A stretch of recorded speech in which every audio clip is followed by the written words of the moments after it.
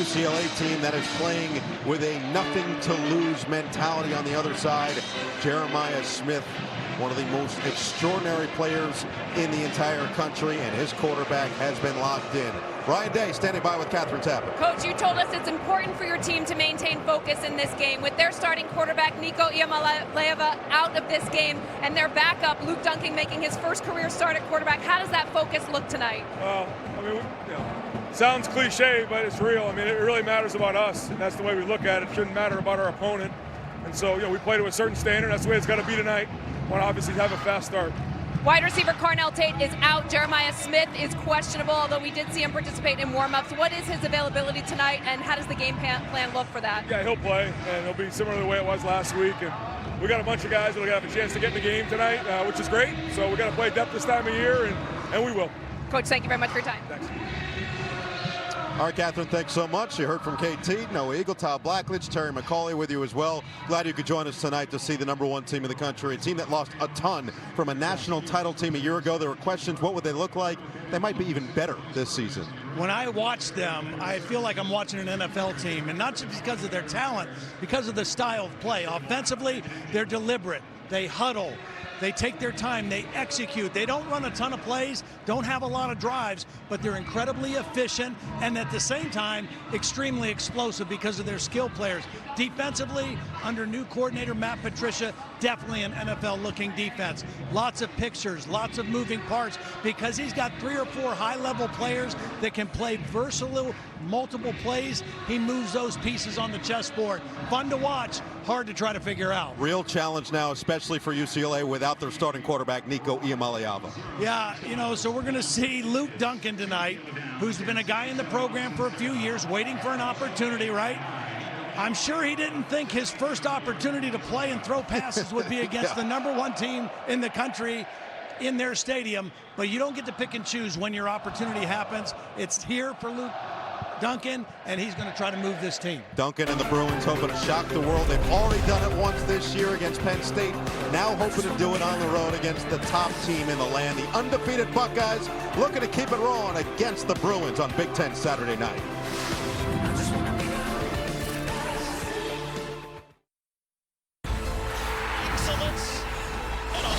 Saturday, and that's music to the ears of UCLA interim head coach Tim Skipper. 3-3 record with the Bruins, was the interim head coach last year at his alma mater Fresno State, has brought an infused positivity, energy, and what he likes to call juice into this program after just a torrid start to the season. Ohio State won the toss. They elected to defer, so we'll see the #1 ranked defense in the country, and we will see the first start and potentially first career pass attempt for Luke Duncan right out of the gate.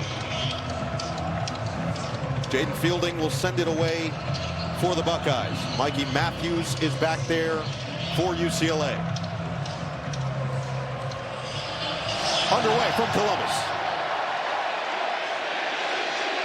And a touchback.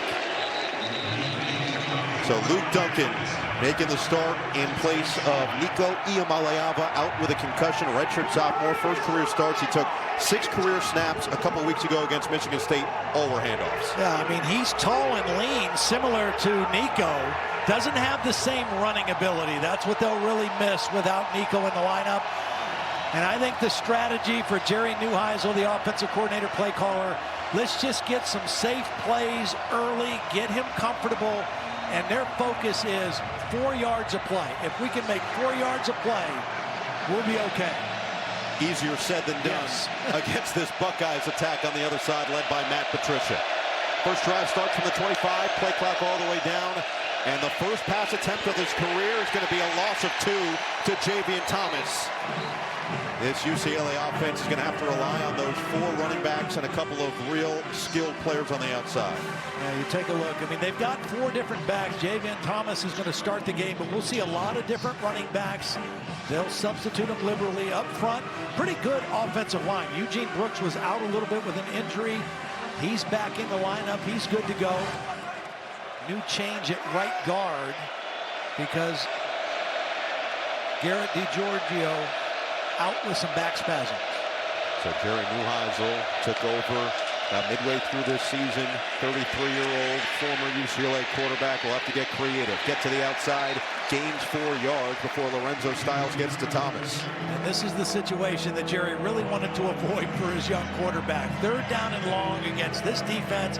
Again, Matt Patricia, they give you a lot of looks. They're very multiple. They try to make it difficult for the offense, for the quarterback, the offensive lineman, even the offensive coordinator, but simple for his guys. You ask anybody on this defense. We talked to Sonny Styles yesterday. We had talked with Caleb Downs earlier this season. They said, well, we just feel like we're just playing football out there. They're just going out, playing fast, making plays. Well, you better know where this guy is right here. Arvell Reese, every time you drop back to pass. And the play clock all the way down. Ryan Day is begging for the flag to be thrown. And let's see if UCLA got the timeout beforehand. Delay game. They did not. Offense. 5-yard penalty. 3rd down. So Rod Snodgrass, our referee tonight. And you see that's because the UCLA sideline's coming on the field as if the timeout was called. Let's hear if that's the case.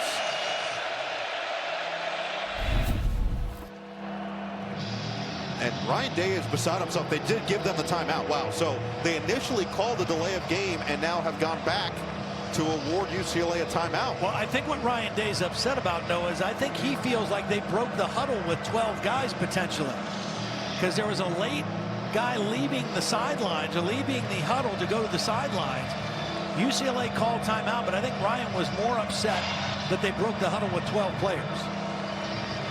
So we haven't gotten a second announcement from Snodgrass. The ball stays at the line of scrimmage at the 27-yard line. It's 3rd and 8 for Tim Skipper and the UCLA Bruins offense.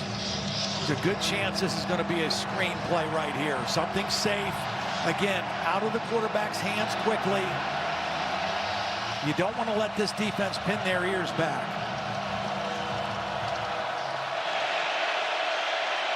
Third and 8 for Luke Duncan at quarterback. And it's a handoff up the middle. Not a whole lot of running room for Frias. So this Ohio State defense does what they normally do, force a 3 and out on this opening drive. Or did they not? There is no play.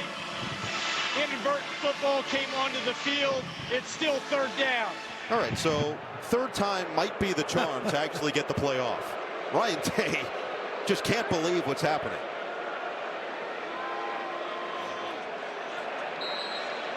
He said, what was that? So, for the 3rd time, it's 3rd and 8. Crowd's already gotten involved. It is a screen pass to the outside. It is caught by Mikey Matthews, and he gets bottled up at the line of scrimmage. Nowhere to go. Kenyatta Jackson was there. Sonny Styles was there. Caleb Downs was there. And it is officially a 3 and out. Again, this defense is so smart. They rally to the football. They can run. Caleb Downs made a great play on the 1st down screen. And a lot of red jerseys getting to the football on this one. A safe play for UCLA and really good defense by Ohio State. So first punt of the night for Will Carroll, as 8 inside the 20 this year. That would be quite the task, as Brandon Innes is back to receive. Going to do his best, boots it away, fair catch called for, and a pretty impressive kick, all things considered, to get it inside the 30 for Julian Sayin and this Ohio State offense. Well, it's hard to describe how well this kid is playing. I mean, you look at his numbers. He's completing over 80% of his passes. And it's not just short and intermediate throws. He's completing almost 70% of his throws 20 yards or more down the field. Has excellent touch, excellent accuracy. He plays with poise. He doesn't force the action. He'll check the ball down because they're getting so much zone coverage to try to take away Jeremiah Smith that he has to be patient, and he has shown that so far. You see Smith is in the ball game, 2nd straight game without Carnell Tate, the 2nd leading receiver on this team. Play action on 1st down. Max Clare makes the catch, turns it upfield, and gets across the 35. He is starting to really come alive for this Ohio State unit. It's an offense that has a lot of weapons. Jeremiah Smith, the best wide receiver, I think the best football player in college football. 10 catches, a career best last week against Purdue. Up front, Austin Saraveld, number 67, the left tackle, is a dominant player. He is the best player, the leader of this offensive line. Bo Jackson is the back, the true freshman, their leading rusher with 613 yards on the season. He's going to pick up the first down on the second play for this offensive drive. 7 yards. Ohio State plays with a lot of 12 personnel, which means one running back, 2 tight ends. Watch both of these guys now get out in front. You're going to get the block by the tackles there of Sarafeld, and then these 2 tight ends both do a nice job of getting out in front, and the speed and the burst of Bo Jackson. We saw Brandon Innes and Key Lawrence get tied up after the play. Brian Hartline calling plays this year. Ryan Day said that's been part of his progression as somebody who didn't grow up as a GA in the coaching world. Saying rips and completes right over the middle. He finds his target, Bryson Rogers, for a nice jump. A really nice job. It starts with protection, all right? This is going to be a clean pocket for Sayin. They brought Jeremiah Smith in motion out to the left. Sayin reads it, comes back to the backside to the deep in route, which he throws extremely well. And Ohio State in good field position right away. 2 catches, 30 yards last week for Rogers. Another one to the sideline this time, and Smith just vacuums it in with one hand. Jeremiah out of the phone booth early with a 17-yard gain. Good coverage, excellent throw the back shoulder. Who needs 2 hands? This guy, so that is now 17 targets in the last 3 weeks. Sayin to Jeremiah Smith, all of them resulting in a completion. No missed targets when you throw to number 4. I mean, this guy was questionable coming into the game. His first play of the game is that.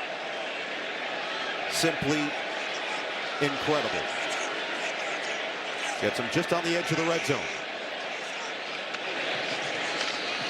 Handoff. Jackson trying to weave his way around. Gets just across the 20-yard line. Time now for Big Shots, brought to you by Nissan. And I think you can probably guess who we're going to refer to here. Yeah, I mean, last week, without Carnell Tate, all he did was have a career-high 10 receptions, 137 yards, and a touchdown. And every game, he just attracts so much attention and so much focus of the defense. And even if you double cover him, he still finds ways to make plays. I mean, he is going to catch balls if he's covered or if he's not. He's got single coverage top of the screen. Instead, they're going to keep it on the ground with Jackson.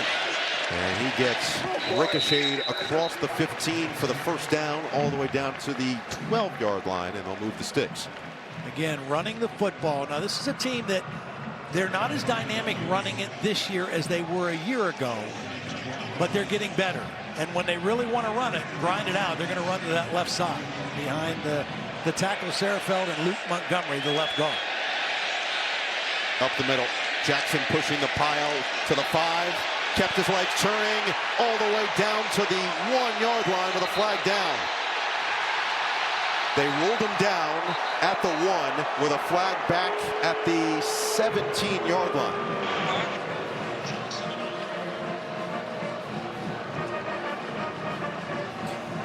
Ohio State showing a little tempo. We talked about in the open how deliberate they are. They huddle, changing it up a little bit here in the midst of this drive. Offside, defense, the penalties decline. 1st and goal, Ohio State. Well, when you brought that up to Ryan Day yesterday, he said every now and then you do want to throw it in there like a fast break in basketball to keep the defense on their heels. Let's take a look. You see that right there, 58 trying to get off the field. Gary Smith III. And then you've got another guy that hasn't gotten off the field. There's Gary Smith. He just kind of gears it down at the end. He's clearly offsides when the ball is snapped. So 1st and goal now from the 1. Out of the eye. It's Jackson. Up the middle, he's in. Touchdown, Ohio State. Too easy down the field for the Buckeyes.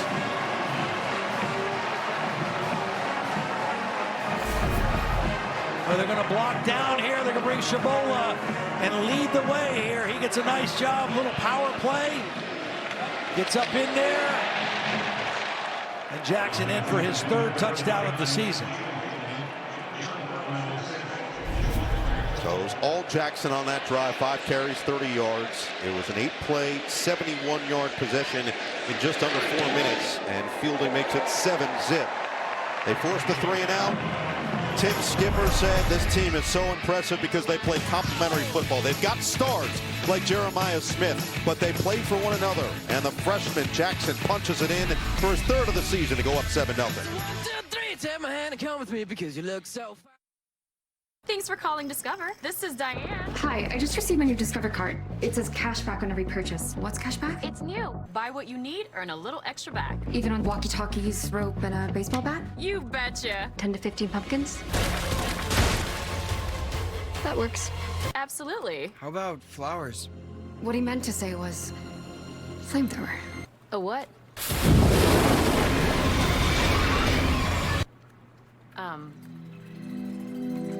Once Mindy heard about Walmart's Black Friday deals, she called on an old friend, one who loved a good steal. Walmart Black Friday deals are online November 14th through 16th. Walmart Black Friday. It's kind of catchy. Can you dig it? Get 50% off Papa John's at regular menu price when you carry out. That includes any pizza size, any toppings, all 50% off. But hurry, this deal won't last long. Better ingredients, better pizza, Papa John's. BC and Peacock. A look at the United Camp here in Columbus. Packed house per usual at Ohio Stadium, and they get to watch their Buckeyes force a 3-and-out, drive it right down the field. Julian saying a perfect 3 for 3 for 41 yards, which included a spectacular one-handed grab by Jeremiah Smith to eventually set up the Bo Jackson score. And now this defense right back out on the field, not even midway through this opening quarter, to face that man, Luke Duncan, the redshirt sophomore, in his first career start, 2 for 2 for -2 on their first drive. And another touchback here will set them up, and we'll see what Duncan has for an encore. Well, the first play of their first drive went for the 2-yard loss. Tried to throw the screen pass, didn't get positive yardage. You just can't get behind the chains against this defense. They're too good. They get you in those definite passing situations. They're tough.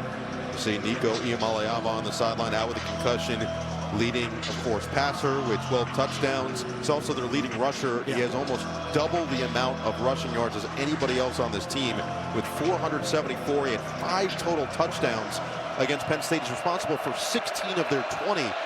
So obviously without him, already difficult. Facing this defense just makes it even more challenging.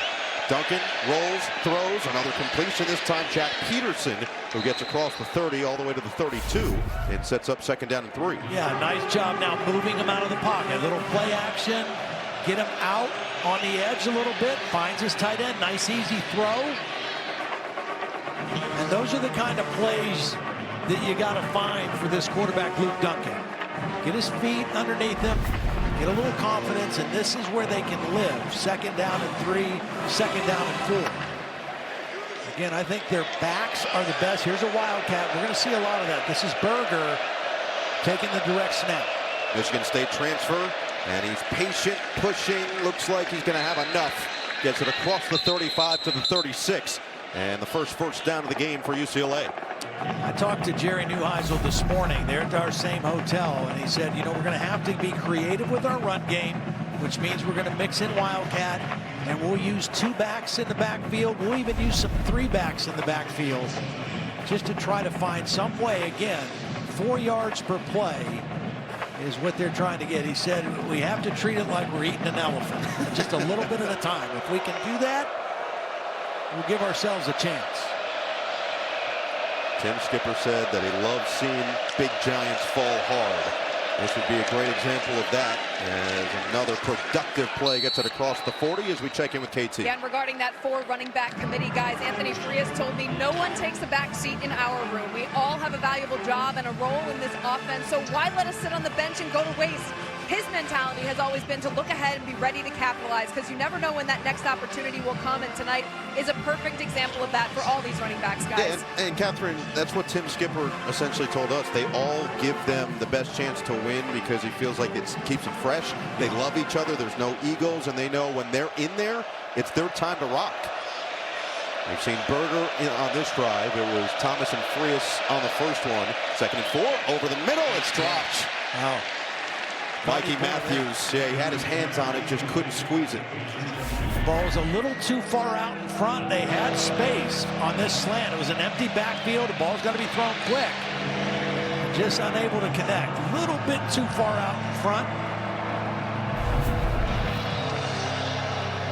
But still manageable at 3rd down and 4. Late substitution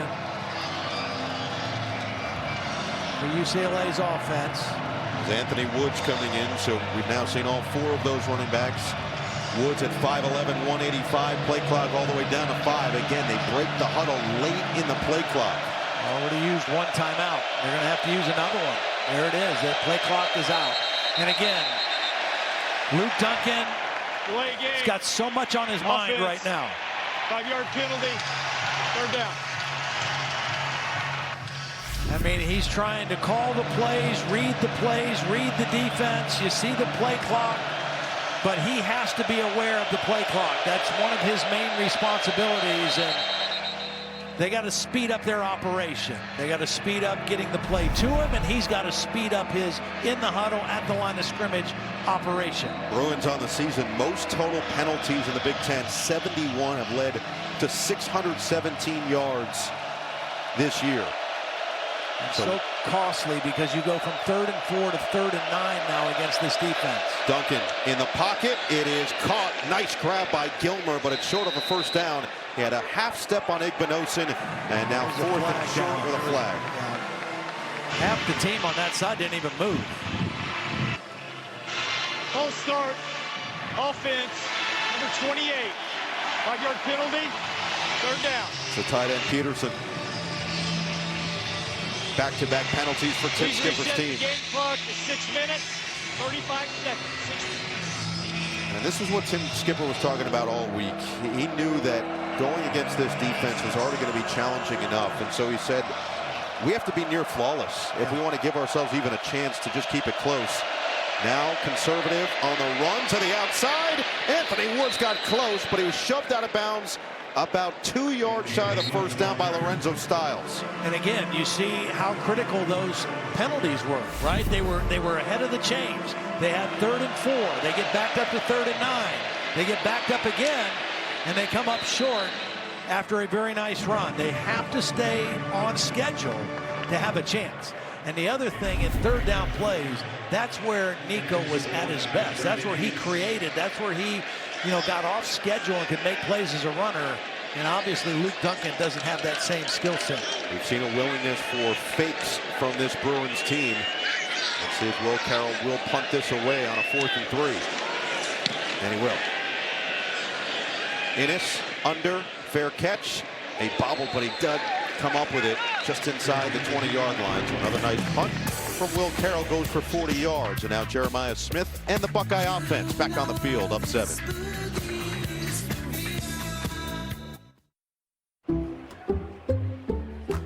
I checked Allstate first and saved hundreds on my... Joe Burrow at 76, McCoy at 76.7. You see Mac Jones and Bo Nix, who just slightly beat him out at 77.4. Sayin is obliterating it at 81%. And you mentioned the 20-plus yards down the field according to PFF. He's about 69%, pretty nice from the quarterback. I mean, now consider this. If you see a quarterback who's completing right around 45 to 50% of balls thrown that far, that's pretty good. Yeah. He's at 70. It's nuts. His deep ball accuracy off the charts. You talk to any of his receivers, they are over the moon when they can get a moon ball.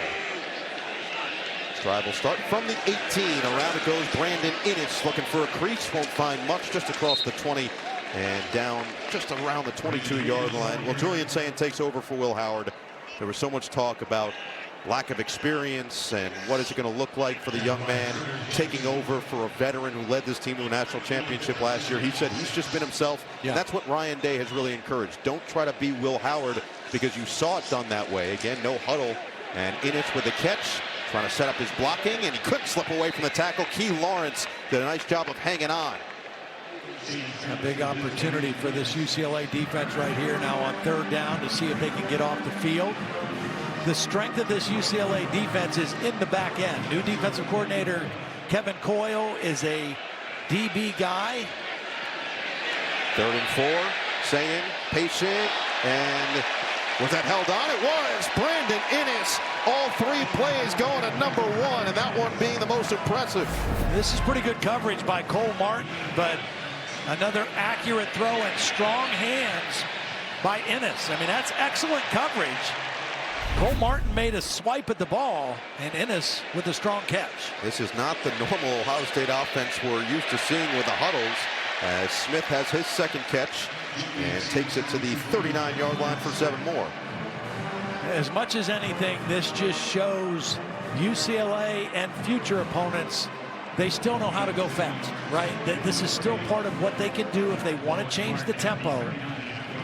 But more than anything, whether they're going fast or slow, Ryan Day has told us the key is to be efficient. They want to be extremely efficient in their execution, and they have been that all season. Now you can see the rain's coming down a lot harder now here in Columbus. It was pretty clear for most of the day. Expected some showers. It was very light to start the game, but now late first quarter, it's for real. Isaiah West, the other freshman running back, squeezes through and picks up a 1st down. Ever since they put in the coach to quarterback communication, the headgear, Ohio State started to change their philosophy, become a little bit more deliberate, huddle more. And you can see over the years, their plays per game have gone down, and the lowest this year, but their points per drive still pretty solid. Saying hasn't missed yet, and that continues. Another catch. This time it's going to be Quincy Porter who makes the connection. 13-yard pickup as he takes it across for another 1st down. Again, good job by Sayin, just kind of reading the coverage, comes to his receiver late. Looks like he just stayed in bounds, right? Yeah, it's close, you know. They made the catch. First down. Again, no Carnell Tate. Some other guys going to get in the ball game for Ohio State. Get a chance to get reps. Ohio State trying to line up and run this play. Saying is 7 for 7. Step up, easy one. Check down to West, and he gets sandwiched after he picks up 12. See, they do this a lot, and Julian Sayin has done a great job of this. He sees cover 2 deep safeties. They're going to both go deep, so he's just going to allow West to get his check down. Let these guys run out, run the linebackers deep, get the ball quick, and then get vertical. And that's what they try to do with those checkdowns. Short throw, turn and get vertical, and turn a 4-yard pass into a 7 or 8 yard gain. Took a hit on the back end, but 83 early yards in this opening quarter. West, well played by this UCLA defense. John Vaughns, the veteran in his 6th year of college football, makes the tackle. Coming into the game, 3rd among linebackers in the Big Ten with 88 tackles. I see him right here. Read it, flow to the play. They were trying to get the guard, Shabola, on him, but he read it quickly, got underneath the block, and made a nice play right at the line of scrimmage or behind the line of scrimmage to make it 2nd and 11. Former baseball player from 2021 to 2024, was a pitcher, outfielder, 158 career games on the baseball team. Sayin rolls, and right back to Smith. How special can he get? Not this time. Cut down by Roderick Pleasant on an excellent play by the corner. Yeah, this is really pretty well played. Now, watch as he comes in motion. He's going to get thumped pretty good. Right there, knocks him off course. Sayin still gets him the football. It wasn't where the play was designed to go, and UCLA defended it extremely well for another loss of yardage play.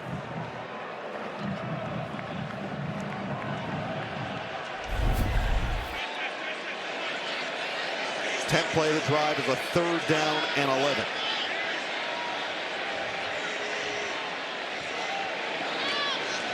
Rusher off the edge.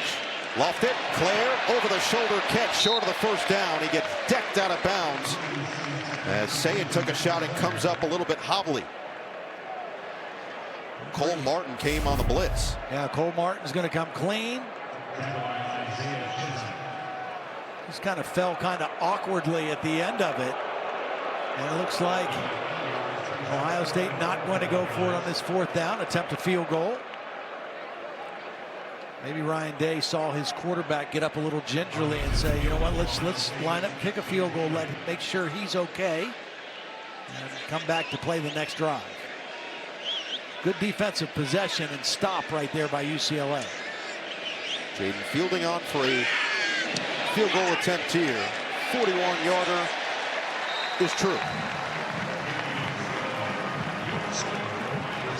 As Sayin continues to walk it off on the sideline through the rain and the elements here in Columbus, Fielding makes it 10-0 with 4 seconds left in this opening quarter. Another look at this hit that Sayin took on the back end of this play. Again, he just kind of, that after he was up in the air and he got hit, he landed awkwardly on his ankle coming down, trying to walk it off at this point. Certainly something to monitor. He went into the medical tent 10 for 10 for 91 yards to start this game. Ryan Day, of course, most concerned with the health of his starting quarterback and his star receiver as Jeremiah Smith continues to work through whatever had him questionable before this game, has been going towards that bike. Couple negative yardage plays by the UCLA defense kind of changed that possession. Ohio State was moving it down the field, and then a couple negative yardage plays made him settle for the field goal. Now the question is, can the UCLA offense capitalize on this gift given by the defense, holding Ohio State to just 3 points? Well, again, they have to stay on schedule, and that's easier said than done, right? This is an Ohio State defense that makes you earn everything. But that last possession, they had it going that way until a couple penalties on 3rd and 4 pushed them back into a very difficult situation. Javian Thomas is the back in what is likely the final play of this opening quarter. Hand it. Thomas runs into a wall. Ends the opening quarter after a short gain of 1. Ohio State takes it right down the field on their first drive. They get 3 points on their second, and with their stout defense, a 10-0 lead for the #1 team in the country. Watching Big Ten Saturday Night, presented by Discover.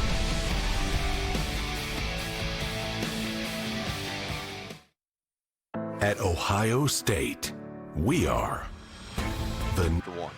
Yeah, I mean, UCLA was fortunate to make them settle for a field goal, but Julian Sayin off to a great start. 10 for 10. Of course, he did go into the injury tent, so we'll be curious to see what's going on with him. But good running, good mix of the pass game, and UCLA now has to stay on schedule when their offense is on. Did you say you're curious about Julian Sayin? Yes. Well, I think Catherine Tappan has more for us. I do, guys. And Sayin was in that medical tent for just under 2 minutes. He came out with his left ankle spatted. He was testing it out on the sidelines, and now he's on the bench watching plays on the iPad. You know, Center Carson Hinsman told me an underrated part of Sayin's game is his toughness. He said he stays in the pocket. If there's any pressure, he'll take a hit. And after taking a hit, he'll rip one down the field. This offense has total confidence in Sayin either making a call or making a check, guys. Well, the other thing that Julian told us as well is that being the youngest of 4 siblings, you're going to get tough skin real fast. Well, there's no question his left ankle took a kind of a weird turn there when he hit the turf. They got him taped up, and I'm sure he'll be back in the ball game. But yeah, he's a very unassuming looking guy. You know, he's not that big or physical, but he is tough. Second snap, Berger's going to take. It's a read option, and he makes the right read up the middle. That was nearly a disaster, and Berger avoided it for a nice pickup up the gut for 5. Yeah, again, without Nico in the ball game, you've got to be creative in some of these same plays that you would have done with your quarterback. You do with having multiple running backs in the ball game. Nice read by Berger, and he had to get that ball out quickly because Will Smith Jr., number 53, was in the backfield immediately. So it sets up a 3rd down and 4. Jerry Neuheisel was trying to get his plays in there faster as they've been breaking the huddle with less than 10 for most of this early portion of the game. Man coverage. Get it off. Ohio State brings 4, and Duncan delivers. It is going to be close to that yard to gain. Initial spot says 4th down as Titus Mokiao Atamalala had to go down low. Tim Skipper, you see, is pointing right at that chain and saying this should be a 1st down, and it is.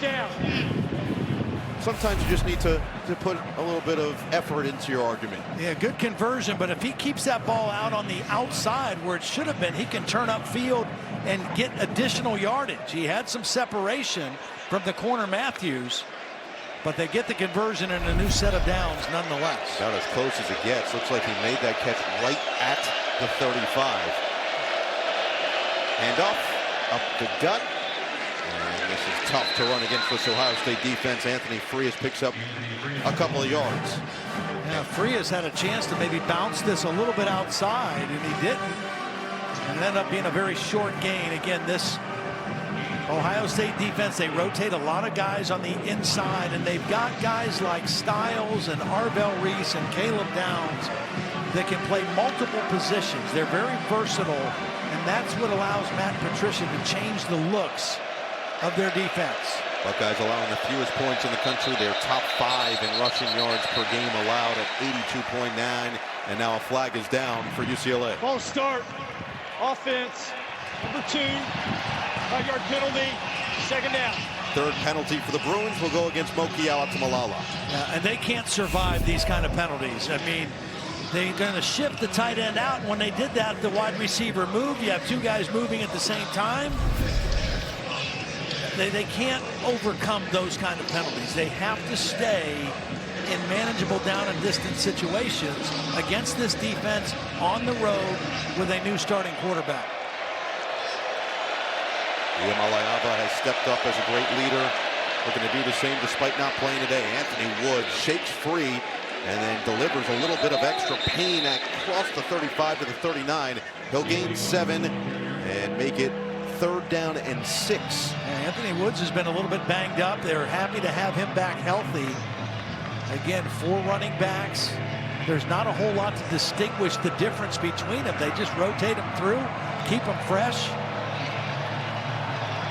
Another big 3rd down situation here.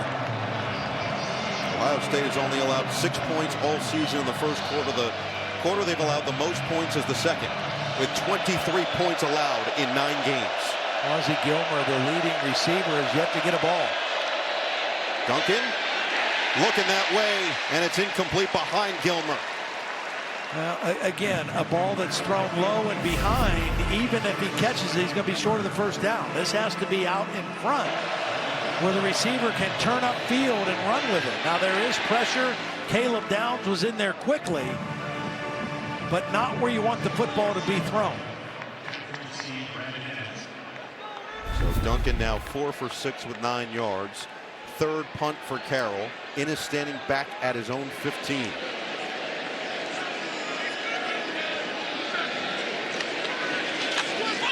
And Ohio State will look to set up a potential return.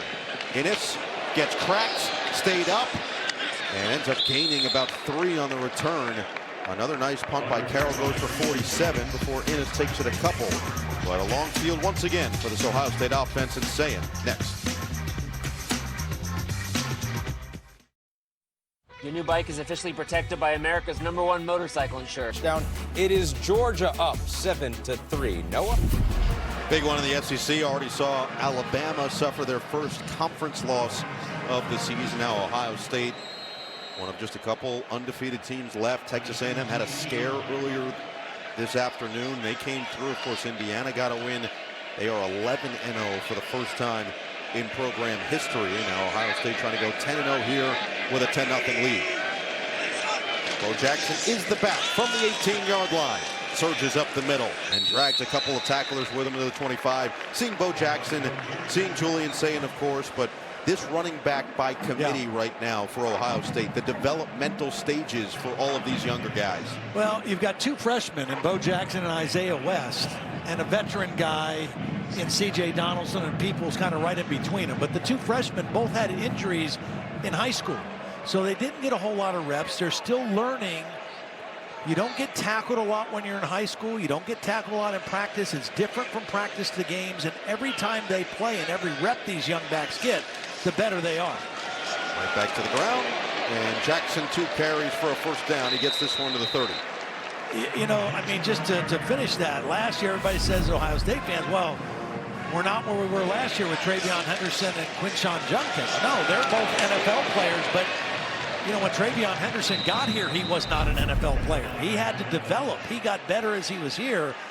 Ryan Day told us running back has become a developmental position. Quick screen. Mylan Graham makes his first catch of the night, and he'll sail out of bounds after a pickup of 9 to the 40-yard line.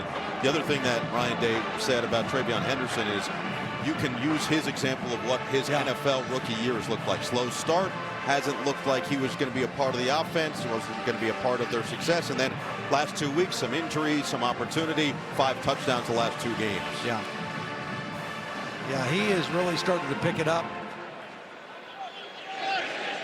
Jeremiah Smith on the sideline for this possession. That's why we're seeing some new receivers in the game. By design, hoping to get some extra reps all across the board. Bo Jackson, he's got home run speed as he gets it to the outside, inside the 30. Key Lawrence saved a touchdown. Well, Ohio State's got a new right guard in, Gabe Van Sickle. Watch him double team with the center here. And then the burst in the hole by Jackson. Ohio State wanted to rotate their right guards. That's been the one position that's been a little bit of a question mark so far this season. Van Sickle in now, got a nice block. And Bo Jackson continuing to have a strong first half. Now the leading returning rusher on this team is in there, and James Peoples got 247 yards on the season, but he's looking for his first touchdown of the year. Saying floats, and his first incompletion as he was looking in the direction of Mylan Graham. Had to get rid of the football. There was a free rusher coming to his left. He knew it. He felt it. And again, this is just a little bit of the difference between throwing to number 4 and throwing to number 5. There's pressure. He knows it. He gets rid of the football. And you have no Carnell Tate and you have no Jeremiah Smith, and you're still working on your chemistry and your timing with guys like Mylan Graham. You see Carnell Tate, they don't say it's anything serious, more than anything precaution in keeping him out last week and this week, as Sayin will drop back on 2nd down and 10. Goes through his progressions, finds Peoples on the check down across the 25-yard line, gets spun around, and will be marked down at the 23. Another good decision by Julian Sayin. UCLA dropped a lot of guys into zone coverage. He read it. There was nothing down the field. Don't force the football, particularly when you're getting close to the red zone. Throw it out to your outlet guy and get positive yardage. Smith back on the field. UCLA showing pressure here now, at least initially. It's Smith against Scooter Jackson at the top of your screen for a 3rd down and 5. He's got 3 catches for 25 yards. And he was looking for him, threw it behind. He's just so fast sometimes you can miss him in that window. This time it just looked like Sayin misfired on this missile. Yeah, it's a quick slant against 0 coverage. That means straight man across the board, no free safety. Middle pressure by Cole Martin, number 21, might have affected this throw high and behind Jeremiah Smith. Offense going to stay out there for a 4th down and 5. Ohio State 7 for 10 on 4th down this year. And Jeremiah Smith again. Got to keep an eye on him right there in the slot. Innis in motion. Sayin delivers to Innis for a 1st down. Pitch and catch. Needed 5, got 7. Really nice job by Innis after he ran the route, stopping, knowing where the sidelines were. He was not going to continue to run to the sideline. Watch, out, stop, catch the ball, secure the 1st down, then you can go out of bounds. See the finish at the end of this play on a double team. Yeah, that guy right there is nasty now. Luke Montgomery, number 51. He's the guy, kind of the tone setter of this offensive line. Battling with Juju Walls. Peoples stays on his feet just enough to gain an extra yard as he gets it down to the 11-yard line. And when I say nasty, I don't mean in a bad way. No. I mean he has got an attitude and he plays with toughness. Here he comes on the pull on this play. Loves to put his face on people and mix it up. But this left side. Illegal formation. Offense, more than 4 players in the backfield. 5-yard penalty, 1st down. First penalty of the night going against the Buckeyes. Take another look at the illegal formation. Please reset the game clock to 7 minutes, 54 seconds. 1, 2, 3, 4, 5. Somebody's got to be on the line of scrimmage there. One of the receivers. I don't think it was a lineman that was in the back. Terry McCauley, what'd you see on that? The only person they could be putting off the line is the wide receiver at the bottom, number one. Other than that, I don't see 5 people in the backfield. So it is a first down and 15 from the 21. Saying pumps, steps up, and he gets it to the outside. Peoples makes a man miss. Key Lawrence does a good job of tracking him down and spinning him out of bounds after a pickup of 2. And this is maybe a little bit of the difference between Julian Sayin and Will Howard, the quarterback a year ago. Will Howard probably would have taken off and run that football. More of a dual threat guy. Julian Sayin is always looking to unload the football. I mean, he will run on occasion, but he wants to throw it first. And that was pretty well defended by UCLA. To be fair, it certainly helps when you're 6'4", about 240 pounds to tuck it and run. And Julian Sayin, 6'1", about 205, 210 pounds. As Isaiah West is in there for this 2nd and 13, 10th play of the drive for Sayin over the middle.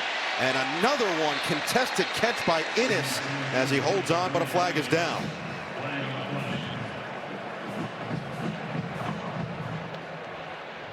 Holding, offense, number 67, 10-yard penalty, 2nd down. Saraveld again, the best up front for them, working on the speed rush. That Juju Walls, number 41, a true freshman out of Pittsburgh High School in California.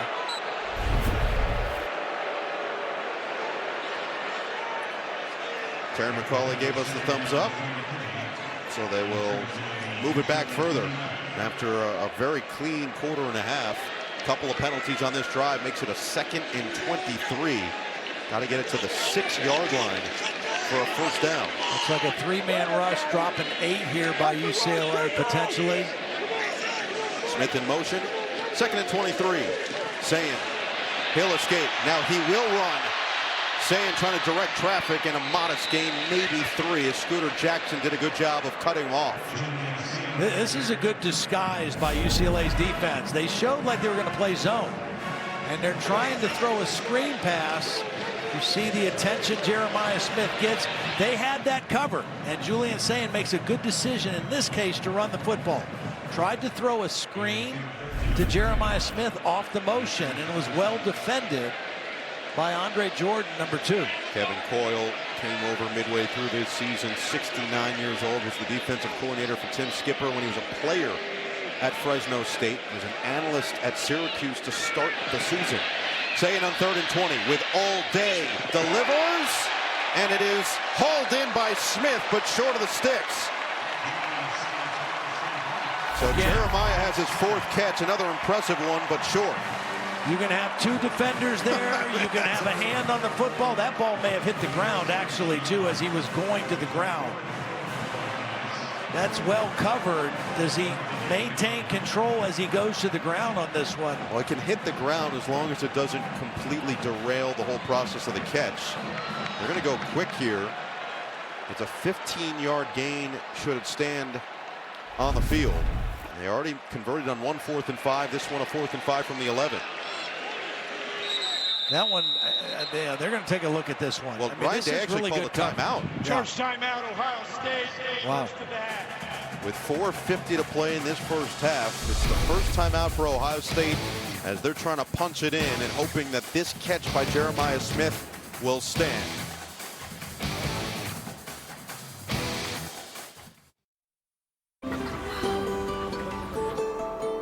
Yeah, no, well, he's going to the ground. He does get control going to the ground, but when the ball hits the ground, we're going to see him lose that grip on the football right there. It goes from being palmed with a firm grip to his fingers. That's loss of control.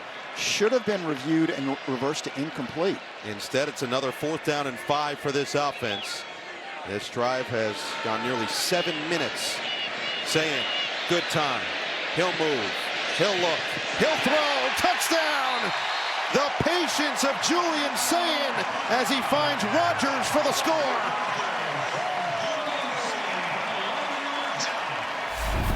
Well, he reads. This is just going to be a three-man rush, and they're really not coming after him. They're dropping 8. They're in the red zone. The field is contested.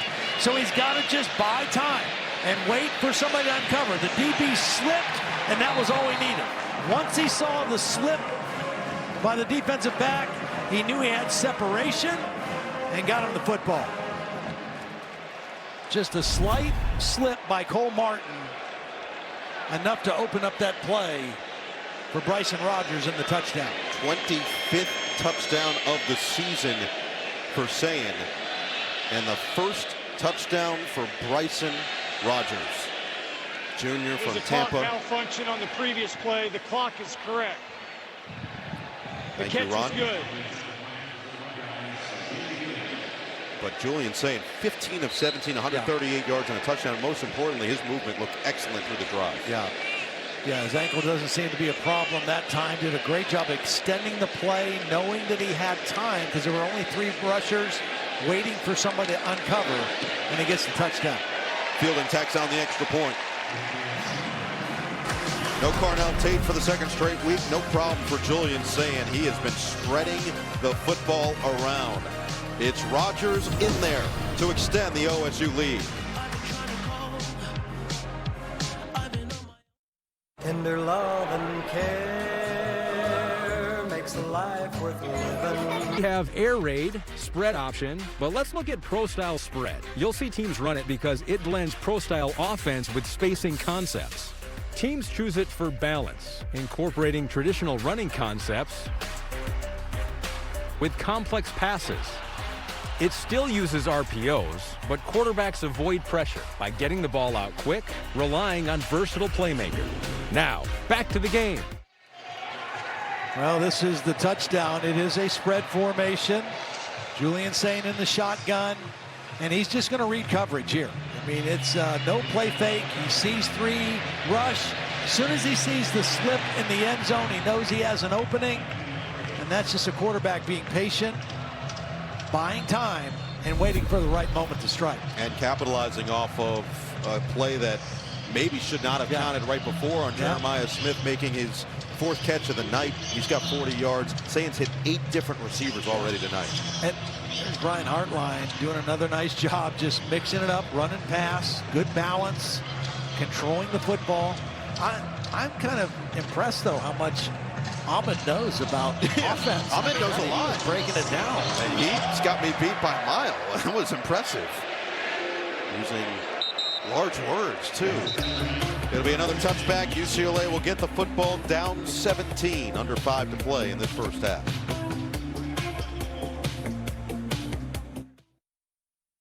Who was the interim last year at Fresno State, a 3-3 record since, including that epic win against Penn State. That was the number 7 team in the country that time. Jerry Neuheisel got carried off the field, took over play calling duties, what, Tuesday of that week?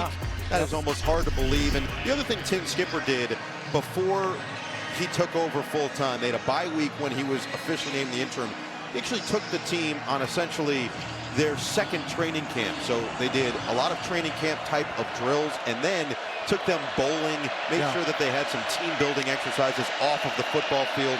Felt like it helped to reset the season for them, bring the energy that they had, that they really were lacking early in the season, and we've seen a difference in their competitive spirit. Outside of the Indiana game a couple weeks ago, they've been competitive in every game with Tim Skipper and Jerry Neuheisel in charge. Yeah, that game in Bloomington just got away from them in a hurry. They were very competitive against Nebraska a week ago. Find themselves behind 17 in this one. Again, offensively, we're seeing some creativity. We're seeing some good play calling. It's up to the quarterback to be a little bit more accurate throwing the football. Second down and 8.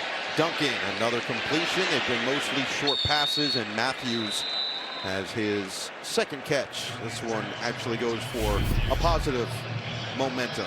Again, another nice job moving the quarterback. We saw him roll right and a complete one. This time moving left. Opens up a little window right there.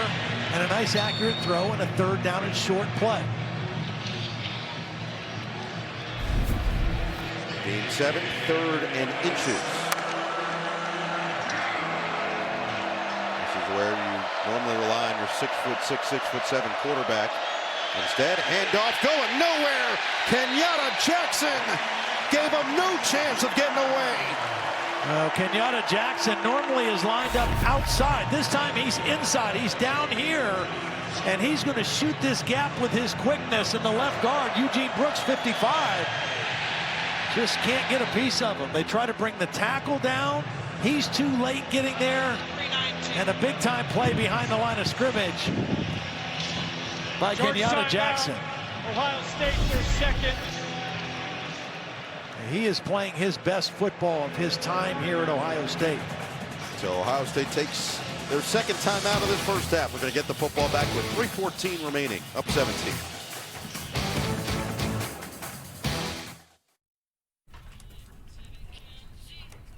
Only pay for what you need. And by T-Mobile. Right look at the Ohio State football building. Beautiful facility. Great statue of Woody Hayes on the outside. The perfect angle on the lean forward by Coach Hayes, by the way. You see all the jerseys, NFL-wise, of former players. So it will be a punt for Will Carroll, his 4th of the first half. Tries to angle this one on a line drive, and it bounces out of bounds just inside the 20-yard line. Well, time now for a look from above, brought to you by Walmart. It's Julian Sayin and how he's working in the pocket and reading through his progressions. Now it starts with protection. Excellent clean pocket, getting all the way across the field to his 3rd read. And a quarterback can only do this if he's comfortable. Look at that pocket, scanning the field, coming back to the middle. We've seen his accuracy. Doing a great job, 15 of 17. Fernando Mendoza today at Indiana had 2 incompletions. Dante Moore last night for Oregon had 3 incompletions. There's some good quarterback play in this Big Ten conference. So it's feeling like, can I one-up the other one right now?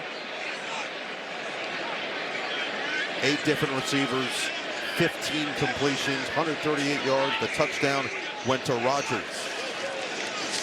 Take it to West. Sayin with time again. And again, just goes through his progressions. He found his check down in West, who gets thrown back by Vaughns. Yeah, I mean, he was looking to go deep. I mean, they had Bryson Rogers going deep. He was well covered, and that's just not forcing the issue. Taking what the defense gives you. It's kind of a cliche, but it works. And I think Ohio State is going to, they're already resting Carnell Tate. I don't know we're going to see much more of Jeremiah Smith. He doesn't look like he's feeling 100% great. And so I think we've seen the end of him tonight. So it's going to be some of these younger receivers along with Brandon Ennis now carrying the pass offense for the Buckeyes.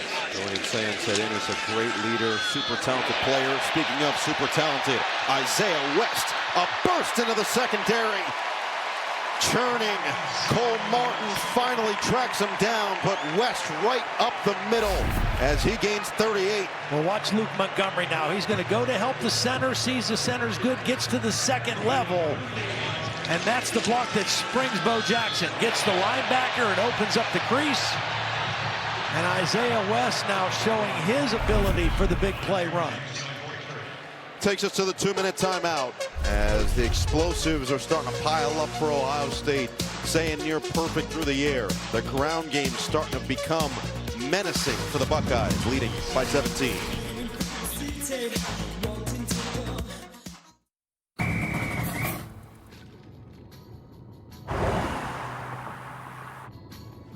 You okay, big guy? I'm good. And the Eagles, Sunday, 7 Eastern on NBC and Peacock. Well, the guy who will be playing SNF at some point in the near future, Jeremiah Smith. And Todd, you mentioned it. Probably unlikely that we see him the rest of the way. You see he's not walking 100% cleanly, and no helmet really in sight for number 4. So Smith, 4 catches, 40 yards. His team will get the football to start the second half. We're looking at a double dip here. Sayin is 16 of 18. Peoples is the back. Fake it to him. Sayin to the outside. It's Ennis who gets away from the first tackler. That was Roderick Pleasant. And then Ennis now slow to get up. He's on that Ohio State sideline with where he got banged out of bounds. And now Ennis looks like he's going to stay out there. Julian Sayin had a chance down the field. There was one defender trying to guard 2 guys. Here's the end of the play. Collision on the sideline. Kanye Clark, number 1. Second down and 8. Peoples picks up the rusher. It's Claire. As he gets propelled by 2 defenders, it'll be 3rd and inches coming up. Max Claire is one of the real interesting stories of this team. Transferred from Purdue, wanted to become a full-time tight end. Prove he can play every down. Gets challenged here. Saying to the air, to the sideline. A lot of contact, and the flag is down. Pleasant was matched up with Porter. And the penalty going to go against the cornerback for the Bruins.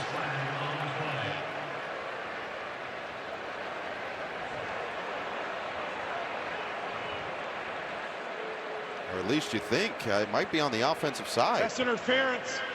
Defense. Nope. Number 18. 15-yard penalty. First down. There's a lot of contact initially there from Quincy Porter. Terry McCauley, did you see anything over there? I'm seeing the offensive player pull the defender into him. I really don't believe this is defensive pass interference because of that. Roderick Pleasant would appear to agree. Take another look here. You see Porter initiate, and that slight pull. You got a grab on the back of the jersey. But Ohio State, the beneficiary. Get him inside the red zone, a first down from the 19. Peoples stays in there. Peoples has the handoff. Peoples zigzags. Peoples, the hurdle. Spectacular. Touchdown, Buckeyes. He left Cole Morton in the shadow realm.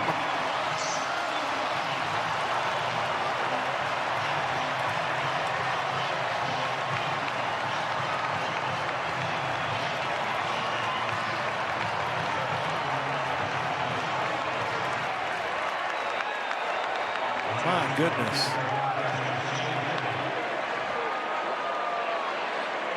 We've seen Bo Jackson. We've seen Isaiah West. And James Peoples says, give me a piece of that apple pie now.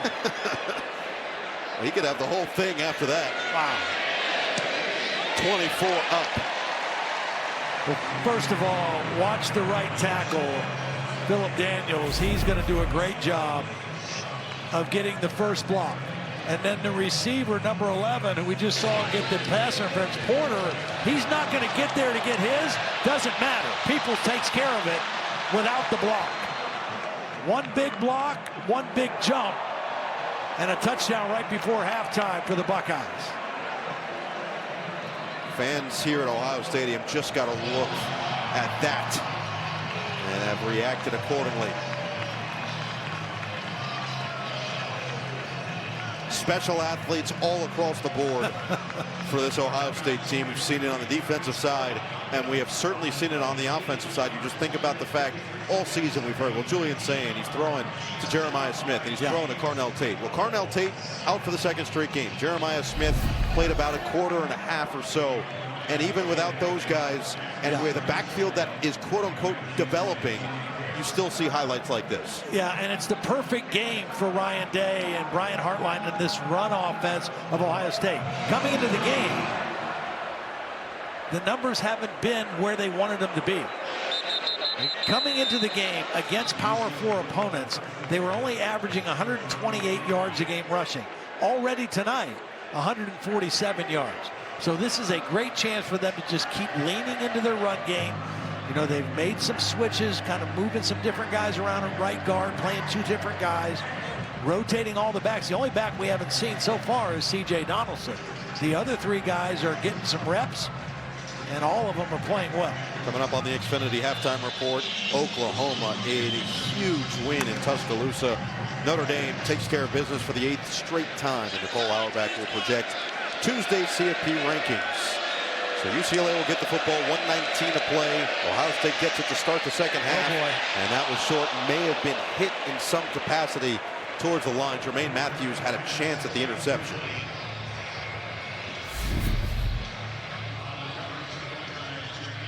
It's like Kate Curry was there that got there first. And then on the other side, the transfer from North Carolina, Bo Atkinson.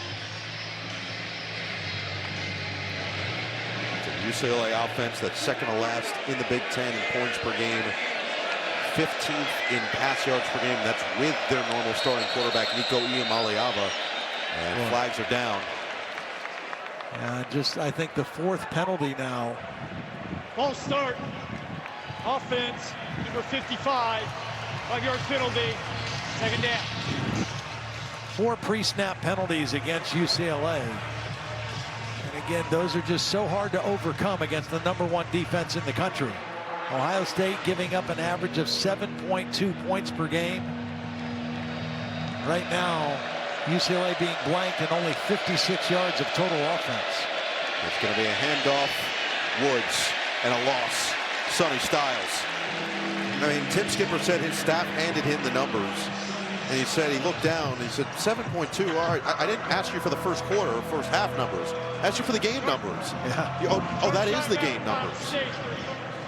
Ohio State's going to try to preserve some clock here with 1:04 remaining in this second quarter.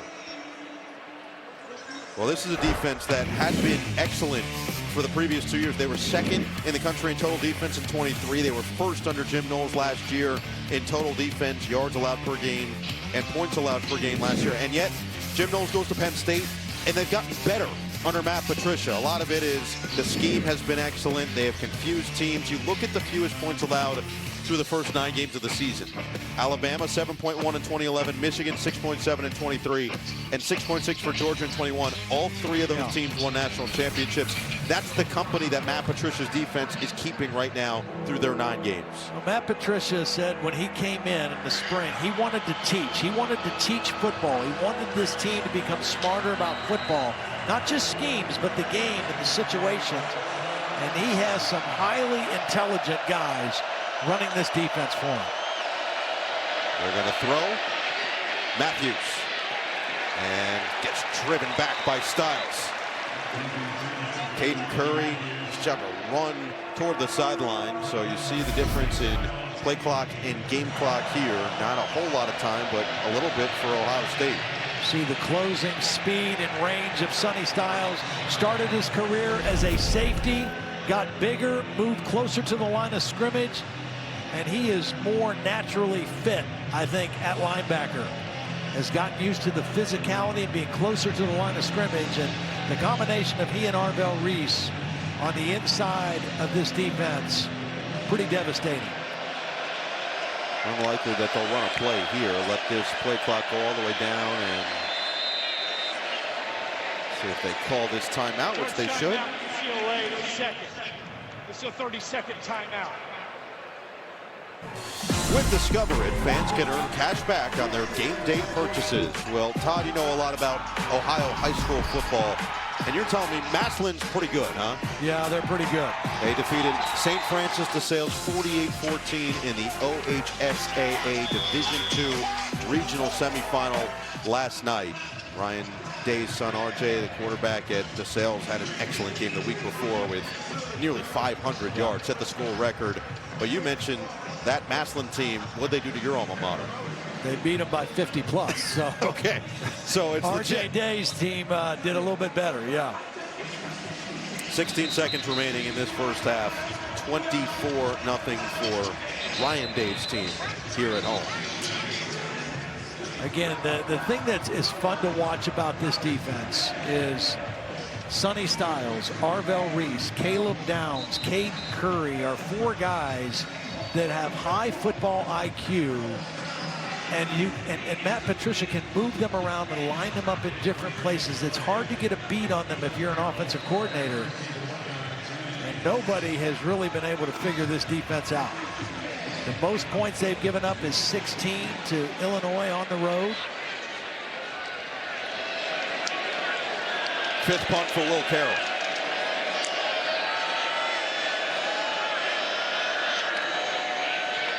Whoa. Oh, the line drive that got rejected. And Ohio State is going to be set up at the 15. It almost looks like he dropped the football. Like, I don't know what happened on this. Caden Curry comes up with the ball. And it's just a complete shank job. Yeah. Right into Curry.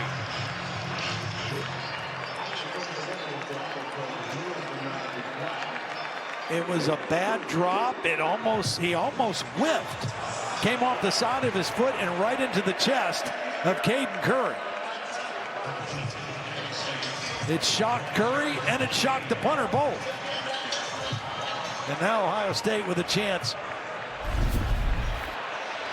with 10 seconds left. At least 2 plays if they throw it quick. Sayen's 18 of 20. He's got a touchdown. Looking for a second. Towards the end zone. Float job. Incomplete. Brandon Innes, the intended target. 6 seconds remaining as he was matched up with Scooter Jackson. Well, you either kick the field goal here or you take one more shot. It looks like Ryan Day is going to go ahead and take the 3 points. And the crowd not entirely thrilled at the decision, but remember they will get the football to start this second half. Ryan Day not thrilled either with his quarterback and the explanation as to why they didn't connect on that touchdown. So fielding made from 41 in the first quarter. This one's going to be from 33. He is now 12 for 14 on the season. Make him 13 of 15. With 1 second remaining, Ohio State extends to a 27-0 advantage.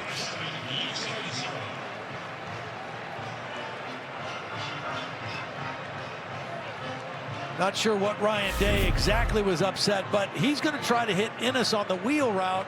Maybe he's saying, you know what, you got a better shot throwing it right in here on the skinny post.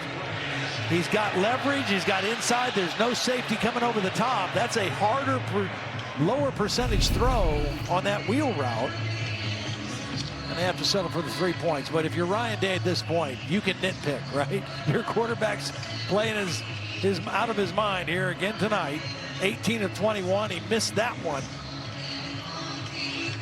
So this is when you can be a little bit nitpicky. And we'll see how much Julian Sayen we will see in the second half with his team up by nearly 4 touchdowns. 1 second left. Likely some level of a squib kick here from fielding.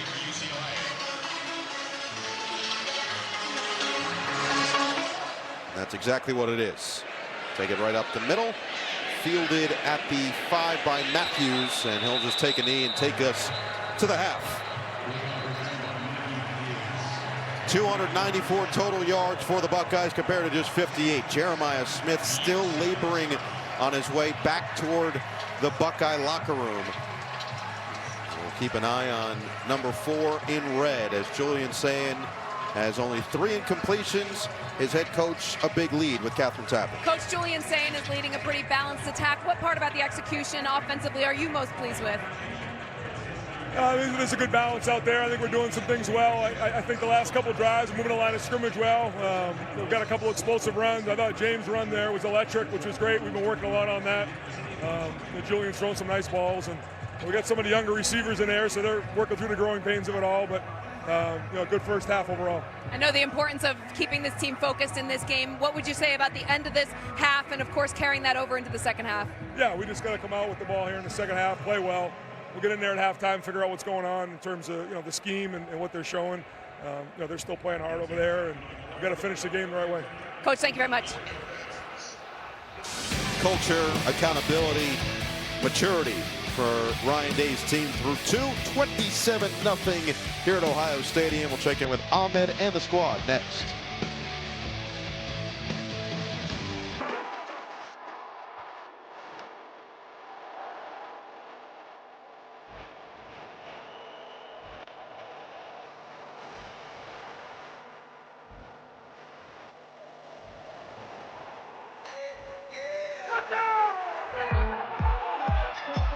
It feels good to Geico. Time now for the Big Bulletin, brought to you by Genesis Motor America. 27-0 in favor of the number 1 team in the country at Ohio Stadium. And the stats showcase that. 16 first downs, 36 total plays, nearly 300 yards, dominate the time of possession, 8.2 yards per play. The rushing offense as strong as it's looked against a Power 4 opponent all season. 147 yards, most in the first half since Marshall. Julian Sayen, 18 of 21, 147, 8.2 per completion, a touchdown, no picks, nearly had a chance for a second touchdown a couple of times, and we'll see how much of Sayin that we will see in this second half. Ohio State's going to get the football to begin this third quarter. Sayin does look like he's strapped in, helmet on, and ready to rock. Well, I think this first possession, Ryan Day wants to see a good offensive possession, put more points on the board, come out of the locker room. Again, so much of what is going on with the process with Ohio State right now, I mean, obviously their focus is on this game, but it also is moving and building towards the end of the season, right? It's towards the next two games, the Michigan game in a couple weeks, getting into the college football playoff, possibly getting to the Big Ten championship game. All those things, they're building and growing towards that through the process. Let's check in with KT. Well, guys, you know Tim Skipper. He's always upbeat and positive. He's exactly that way coming out of the half here. Despite the score, he told his guys, we are who we are. Just play that way. Don't worry about what the scoreboard said. He told Luke Duncan settle down. He thought he made a couple of plays because he was nervous and he wasn't reading the right reads. As for Ohio State, guys, Jeremiah Smith will not play in this second half, but it has more to do with the score and not his health, guys. Yeah, that was mostly expected. Got to know that Tim Skipper is a Kesha fan as well, as Ohio State will look to extend what is already a stranglehold lead on this game. Sayin stays in there. Bo Jackson, they'll fake it to him. Sayin steps into one over the middle. It is incomplete. Mylan Graham had the coverage deep from Stafford, but it looked like he had his body in front and had a chance at that football. Yeah, again, trying to get the deep one to Mylan Graham, and it's a good throw by Julian Sayin. And you know, he's so used to, with Carnell Tate and Jeremiah Smith, putting the ball up there and letting those guys go up and make contested catches. And this is good practice for these other wide receivers trying to do the same thing. To your point, also maybe good practice for Sayin to learn the capabilities of guys not named Smith or Tate. Sets up second down and 10. Bo Jackson in the first half, 8 carries, 75 yards and the touchdown. Sayin outside, and he just misfired for Graham again.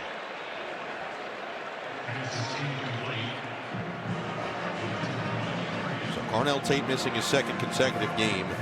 He's got 711 yards and 7 touchdowns on the season. In all likelihood will be a first-round pick in the NFL draft this year after playing sparingly in his first 2 years. And Jeremiah Smith, of course, not eligible until next season's NFL draft. Will be back for one more. Third down and 10. 3 straight throws. And Sayin is sacked. It is the first sack for UCLA since the Michigan State game on October 11th. Jalen Woods gets to the QB. Well, nice little scheme here. Watch this stunt. They're going to bring both these guys, and they're going to put Phillip Daniels in a bit of a bind. And then one's going to slip underneath. And does a nice job of getting to the quarterback. Leads to the first punt of the night, but there was some encroachment on the UCLA side. So flags come in before the first boot by McGuire. Ohio State has scored on its first 5 drives, 3 touchdowns, 2 field goals. Ron Snodgrass. False start. Offense. 5-yard penalty. 4th down. So it was forced encroachment. Let's see where it occurs. Oh, it was on the shift. So they call it a false start on the shift on the line. Sets up 4th and 19 now. McGuire just in front of his own goal line. Mikey Matthews backpedals inside the 35. He muffed it, picked it up, splits 2. And Matthews still on his feet, finally down at the 37-yard line. Lorenzo Styles gets down the field. Disaster averted for the Bruins. Well, we talked about some of these defenders for Ohio State. Caleb Downs, we'll see him line up all over the place as a slot man, as a deep safety.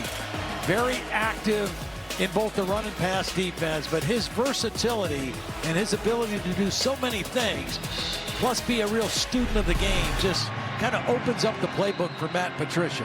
He was a great player his freshman year at Alabama, great player last year on the national championship team, and has even taken his game to another level this particular season. You brought up Matt Patricia teaching football. That was the biggest thing that Caleb Downs has felt like he's gotten this year. Another loss on the quick penetration. Caden McDonald has been playing some elite football the last couple of weeks. Yeah, last couple of weeks. I mean, he is a powerful guy. Watch him right over the center. He's just going to take Yoon, the center, and throw him back across the line of scrimmage, release, and make the play. I mean, as good as the linebackers and some of the DBs are, this guy's emergence the last couple of weeks has been outstanding and a key part of their run defense. 6'3", nearly 330 pounds. His 8th tackle for loss this season. Sets up 2nd and 12. And another errant throw as Duncan put it in the direction of Matthews.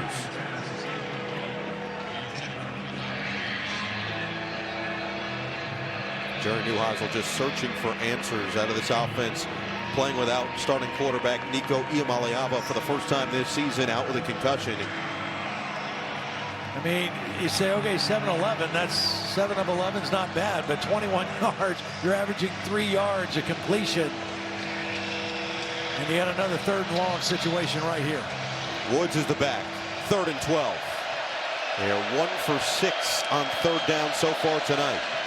Duncan got hit as he threw it. Gilmer across the middle. Stop on a dime, and he just does not get there. Well, credit the toughness of Duncan, because he is going to take a direct hit. I mean, right here is going to get in free on him. That's Riley Pettijohn, number 20. The back goes to help outside. And the quarterback hangs in there, Duncan, and makes a nice throw to bring up 4th and short. So a nice job by Gilmer just to get enough yards to make this a decision. Tim Skipper's going to go. 4th and a long 1. Handoff, not even close. 2nd time on a 4th down. They've tried to go up the middle against this stout Ohio State front. Caden Curry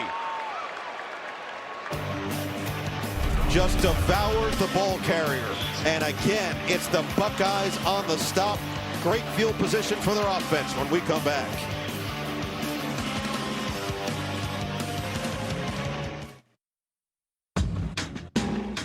You're so much more than just history.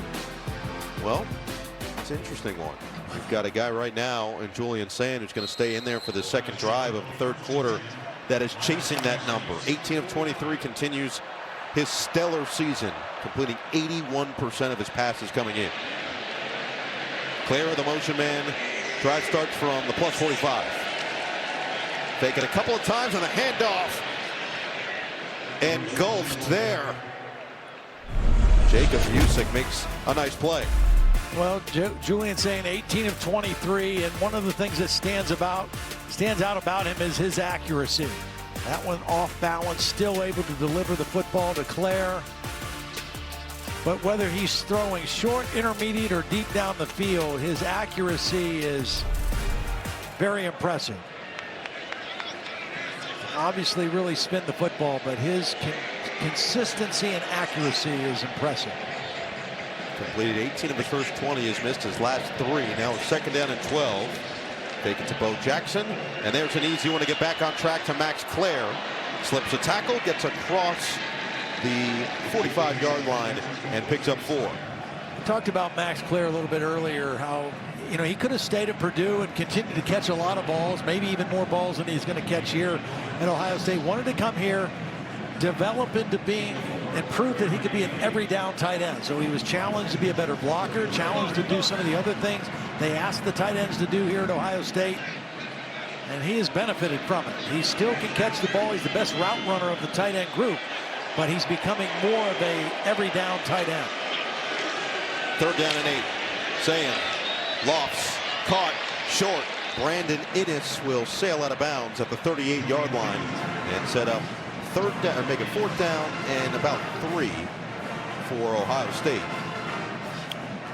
Well, and again, you mentioned this earlier. This is a good opportunity for Julian Sayin without his 2 favorite targets, right? Without Carnell Tate, without Jeremiah Smith, in a critical situation like this, 4th down, where's he going to go with the football? Who's going to earn his trust, earn his confidence in a critical situation play like this.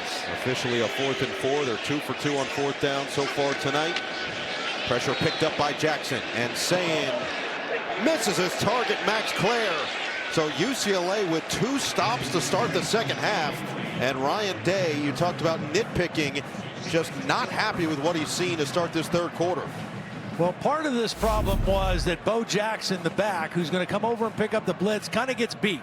And it gets right into the lap of Julian Sayin. So Sayin's not really able to kind of step into this throw the way he wants. And it's an errant throw. It's pretty good coverage downfield by Cole Martin. But the ball sails wide. And that's just a lack of execution on Ohio State's part. In particular, Julian Sayin on that one.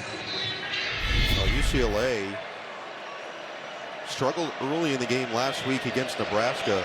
Allowed a touchdown on Nebraska's first 4 non-kneel down possessions. Similar here tonight as they allowed scores on the first 5. That ended up being dangerous as it went through the hands of Frias. And Matthews just couldn't secure it on the carom, with now a flag down back at the 37-yard line. Some chatter after the play. But you think about how UCLA settled into that game last week, and Tim Skipper had talked about having a much faster start here tonight. Yeah. Just didn't happen for them, but similarly, the defense has made some plays as we've entered the second half. After the play, unsportsmanlike conduct, offense, number 3, 15-yard penalty, the down count, second down. You can see Quasi Gilmer is trying to explain what happened as he was matched up with Igbinosun.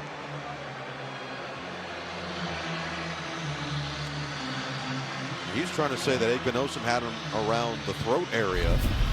But of course, as you always say, they catch the second guy. You can't do that. Yep. You can't throw the guy down regardless. So Gilmer cooling off on the sideline, makes it second down and 25. Frias into the crowd. And a violent tackle by Jackson.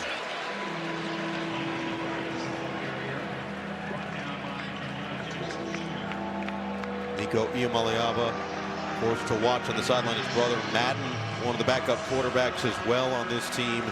We're watching as Luke Duncan, who makes his first collegiate start here tonight. There's Madden on the sideline, a freshman who initially was slated to go to Arkansas.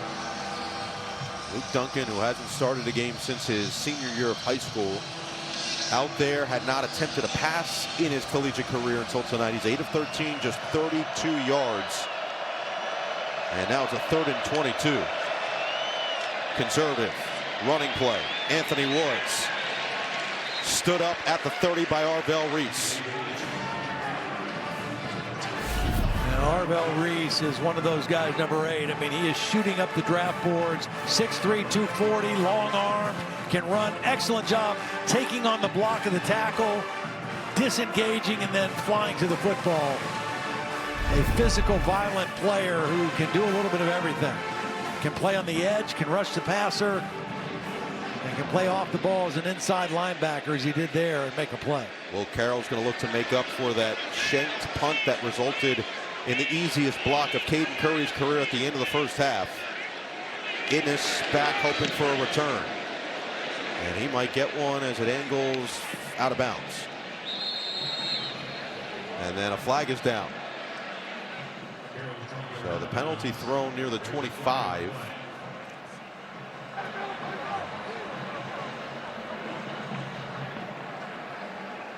Waiting for the message to be relayed.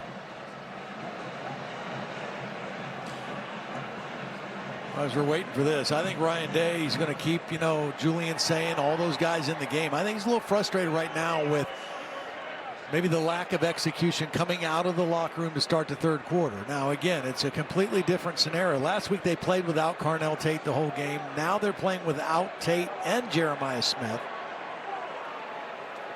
And Julian Sayin not quite as accurate at this point in the game as he was obviously when it started. Went out of bounds during the kick. It's a 5-yard penalty added to the end of the kick. First down, Ohio State.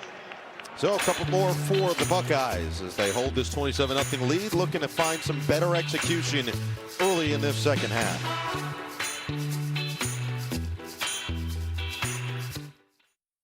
State Farm is there. Well, Buckeye Donuts has been a staple in Columbus since 1969. Those things look ridiculously good, and our crew did attest to that. They had them through the week and said, top tier. The Buckeye Donuts specifically, as we look at the United Cam here at Ohio Stadium, the Buckeye Donut just sounds sick. I had one of those how was yesterday morning. It was outstanding. Yes, outstanding. Drive's going to start from the 31. Lofted, incomplete, and so now Julian Sayin, who was 18 of his first 20, is now 20 of 26. And again, I mean, Make it 27. He's got to work through this. I mean, you know, throwing those back shoulder fades is just different to two guys who are going to be, you know, top 4 or 5 picks in the NFL. I mean, they're different kind of guys. So now he's working on developing chemistry with different people, and UCLA saying, you know what, we're going to play some more zero coverage. We're going to challenge these new receivers and see if they can make plays. Saying 2 of his last 7. I'll go right back to the air. This time it's on target for Mylan Graham. Well, this is really good. Good timing. Got the play fake. That kind of opens up the middle, and a nice route by Mylan Graham and hits him on time and in stride. Again, really good opportunity for Julian Sayin to work in live game reps with some different guys. That was the longest pass of the night for Sayin, goes for 21 yards. Fake it, Claire, another catch. Key Lawrence, he has been all over the field from the safety spot tonight. Yeah, he is hissing all over the field tonight. I mean, he did a great job there just tracking that play down from his safety spot right here. Had a great time talking to him on the phone earlier this week. Really an engaging kid. You know, when Kevin Coyle came in and changed the defense, he struggled a little bit. It took him a couple weeks and a couple games to really kind of get to where he wasn't thinking so much and just playing fast. That's a perfect example. I mean, he reads it, reacts, and plays fast. And to your point, now he do be hissing. 2nd down and 11. Handoff, big hole, and Bo Jackson plunges forward near the 40.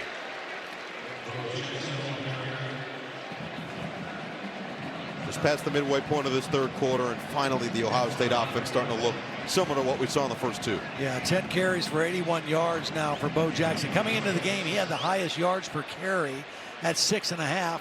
Over that right now at 8.1, and just has that ability whenever he gets it to take it the distance. Offensive line blocking well. Gabe Van Sickle back in there at right guard again, number 58. Jackson this time denied at first, but not the second effort. It's going to be a 1st down on a tough run as he battled with John Vaughns. Yeah, he shows some toughness on this run now. Vaughns meets him in the hole, stands him up.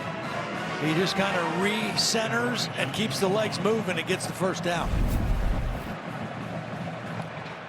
Good situation right here now for a play-action shot play for Julian Sayin. Just convert the 1st down in good field position. Approaching 6 to play in the 3rd. And Ohio State pay this one off. Jackson riding the hot hand. And backs his way for 1.5 yards. 152 yards rushing. The offensive line doing a nice job tonight. Pass protection has been excellent for Julian Sayin. They did give up the 1 sack, but primarily the running game opening holes for the 2 young backs. Play action. Sayin delivers, incomplete, as Rogers was looking back a little bit too tall. 3rd down. Well, not just too tall, but a miscommunication again between quarterback and new wide receiver. Sayin thinks he's going to continue this route and throws it more like a fade route against press coverage. And Rogers stops on the route, and again, they're working out kinks in live action, right? They're not doing this on the practice field. They're doing it in real time. Will certainly benefit them down the road. Jeremiah Smith done for the rest of the night. Carnell Tate missing his second straight game. Saying well protected this time, and it's caught. Brandon Innes will move the chains. Well, this is excellent blitz pickup. Now watch Bo Jackson. His eyes right now. He knows there's pressure coming. Watch him get over here and protect his quarterback. Sits down, picks up the blitz. Sayan's able to step into the throw and gets the conversion. And that is, in terms of the whole idea of developmental position, that's the type of stuff that a freshman in college needs to learn over the course of live reps. Yeah, I mean, a talented high school running back is not doing that very often, right? He's just catching the ball and taking the pitch and running the football. Like this. Jackson gets tripped up. Palat goes down low to chop him down.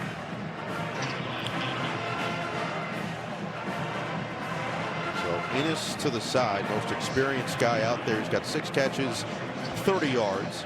Jeremiah Smith in limited action, 4 receptions for 40, coming off a career high 10 catches last week against Purdue. And now the 10th play of the drive will be a 2nd down and 9 just outside the red zone. Looks like man coverage by UCLA. Jackson weaves and gets it to the 20-yard line as he took Scooter Jackson for a ride.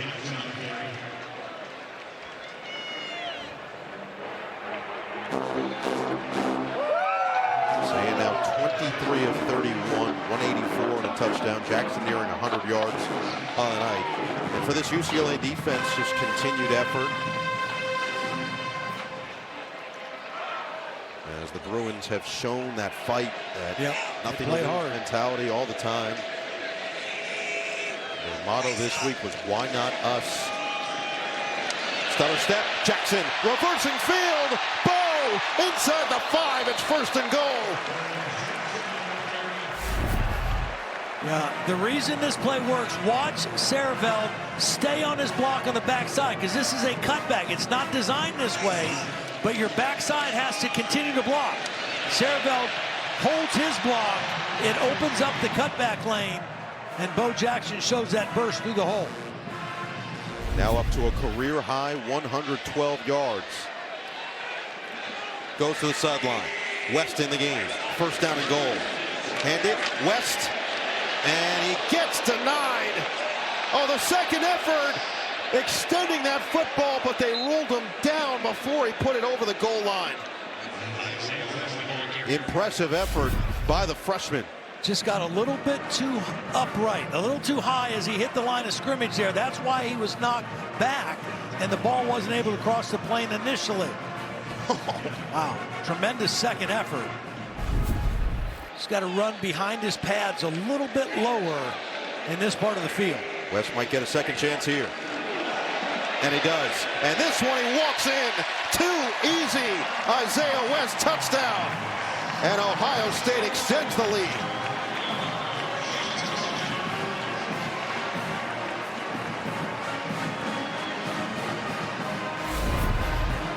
Well, a couple tight ends. Watch the tight end by Thurman right there, the block. Thurman, lead block from the fullback position, and West able to just walk it right in. Was denied inside, bounces it out, and an easy touchdown for Isaiah West. So 3 different running backs now with a touchdown for the Buckeyes. Fielding makes it 34-0. Jackson got the first score on the ground. It was an incredible run by Peoples, and now West gets in on the party. 34-zip. My moderate to severe Crohn's symptoms kept me out of the picture. From the 1, he has over 200 yards rushing. Ole Miss up 3, but Florida's driving, Noah. So nice typo. Oh, what a fit. I mean, that is top. That's got to be the fireman Ed of Columbus. Does he deliver the OH? That's Big Nut. I don't know if you. I don't. Yeah, that's Big Nut. So Big Nut, is that? That's a known entity, known commodity, right? Yeah, that's top tier stuff right there. I've got a lot of credit due. to Big Nut and his team. 34-0, as he is thrilled with what he's seen. Complimentary football from the Buckeyes with a big lead. It only takes a little thing to start. Body wash drying you out. You know it. Try Native. Oh, simple, clean, effective body wash for gentle 24-hour freshness. It's not a myth. It's Native. Sarah Benzino, Brandon Coley, Jablonski Auto Body LLC. Yeah! Woo! What'd she call Harper? Oh, you mean Jablonski Auto Body LLC. We actually sold the Twins naming rights. You know, like stadiums do. Kids are so expensive these days. Here he comes. Oasis Breeze Tan and Spa. Yeah! If you need a tan, I'm your man. Could do business with you. Or we can look at some investment options for you. Works for us. The right money moves aren't as absurd as you think. You don't want to miss this.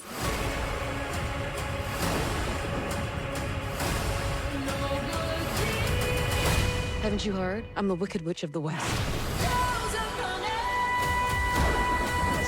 Rated PG. Saturday, January 10th, America's top high school football prospects face off in the annual Navy All-American Bowl. January 10th on NBC and Peacock. Some incredible names that have been a part of that. Jeremiah Smith, Carnell Tate, back-to-back years for Ohio State. Caleb Downs in 23, Innis as well in that same year. And then for UCLA, Jalen Berger back in 2020. Rico Flores went to Notre Dame first before transferring to the Bruins last season. T-Mobile line there for the first down marker, as Javian Thomas will look for it and scamper forward for 5 yards. So this UCLA team, we already chronicled what their season looked like early this year. Jerry Neuheisel taking over the play calling duties the week of the Penn State game. Nico Iamaleava was just such a big part of what they've done all year. And Tim Skipper, just give him so much credit for the way that he's handled this position. Said that he actually had a much better feeling of how to go about it after last season as the interim head coach at Fresno State. And most of that was the off-the-field stuff. It had nothing to do with the actual game, but the schedules and the meals and a breakaway. Rico Flores, what type of gas does he have? Gets caught up at the 20. 50-yard rip and the longest play of the night for the Bruins. And the best throw by far by Luke Duncan. On time, on the spot, where he can catch it, split the defenders, and get upfield. We've seen him throw behind guys on the slant route. This is a perfectly placed ball where your guy can catch it, not slow down, and get upfield, get vertical, and add on yards after the catch. Beautiful play by UCLA, and they're down in the red zone. That's the longest pass play of the season for UCLA in this offense. Winding down in this third quarter.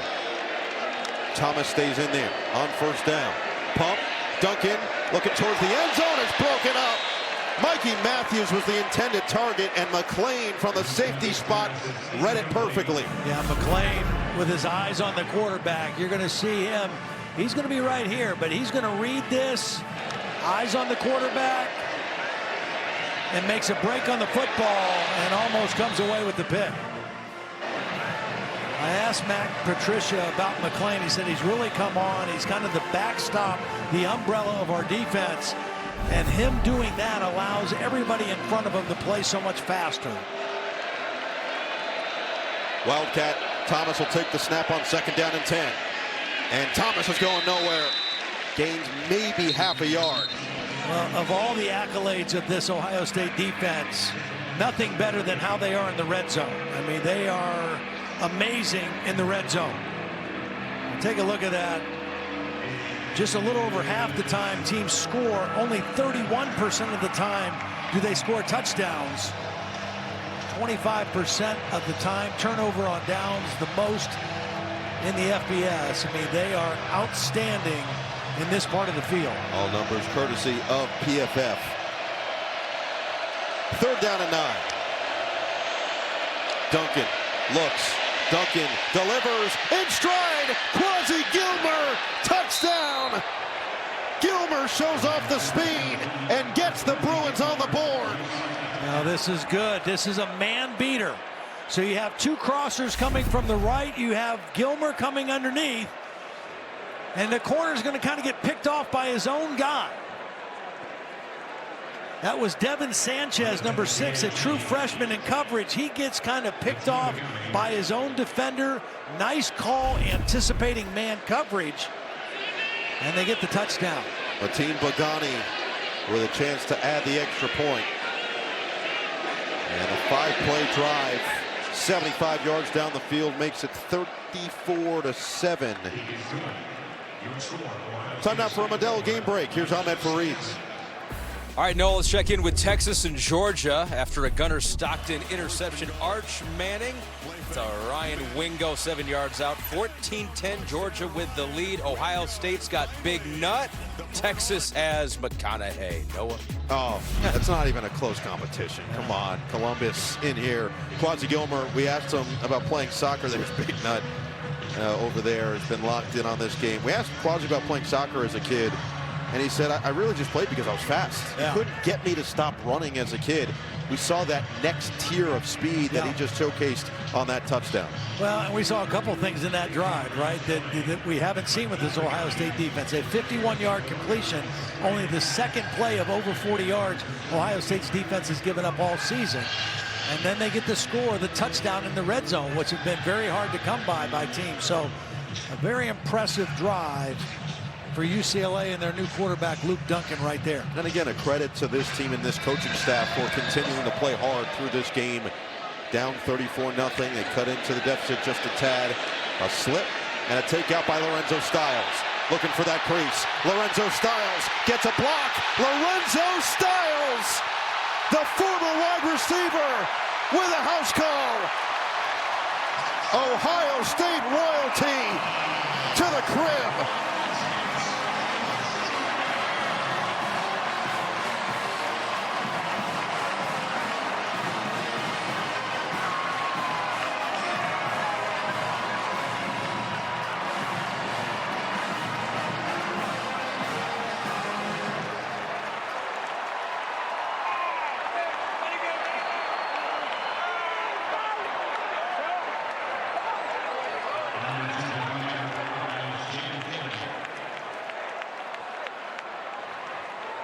Pickerington Central stand up. Lorenzo Styles Jr., just when it felt like UCLA finally had some level of momentum, snatches it back from their souls. 41-7.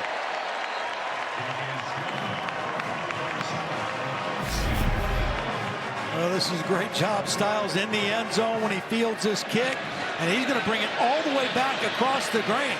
The other side of the field. Watch these guys stay on blocks. And then nobody lays a hand on Styles. He's got a full head of steam.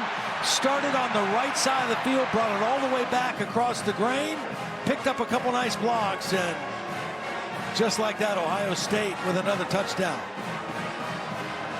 First kick return touchdown for the Buckeyes since November of 2010 when Jordan Hall went 85. First time someone's taken it 100 yards on a kickoff return touchdown since the legendary Ted Ginn Jr. in October of 2005. It's been 20 years. And it's fitting for a guy who's followed in his own father's footsteps, his brother Sonny. We asked Sonny yesterday about playing with Lorenzo. He said, it's special every time we get to do it. Run out on the field together, take and eat, pray together before, go out and make plays together. But they both know that it's coming to an end soon. And this doesn't last forever. They're trying to cherish every moment that they have, both wearing the scarlet and gray, as this one will be no return on a touchback. Just so cool that these two get to play where their father was a legend in 92 to 94, and you see now the three of them together. And Lorenzo Sr. tends to be around the football building, still lives locally and supports both of his sons. There is cherishing the moment. Sonny and Lorenzo. Father won a Super Bowl, and Sonny said one day he went up and took his Super Bowl ring. Said, yeah, it looked pretty cool. Then they get their national championship rings, and Lorenzo Sr. said, hey, yeah, those are cool. I got a better one, though. So now they feel like they've got to work their way up. Something else to shoot for now. Exactly, but they're focused on getting a second national championship ring before they can get to that next level. Well, some real fireworks here at the end of the third quarter. The nice drive by UCLA, the long pass play, and then Ohio State right back. Frias will be in there on likely the final play of the third quarter. It's a throw, it's a catch, and it looks like Flores who will get, or was it Gilmer? And it was Quasi Gilmer who will take it to the 29-yard line. So Gilmer had the touchdown, makes another catch here, sends us to the fourth quarter. 41-7, number one team in the country looking every bit the part through 3 on Big Ten Saturday night.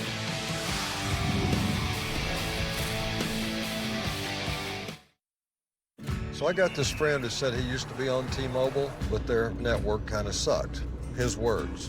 A lot of things used to suck, like cell phones the size of frozen lasagnas. But things change. Now T-Mobile has the best network, by like a lot. But I'm just another guy in an ad saying the same thing, only first and true. Check out T-Mobile and experience what it means to have America's best network. Hey dude, you won't believe where I am. This is UCLA, where extraordinary things happen, where the internet was born.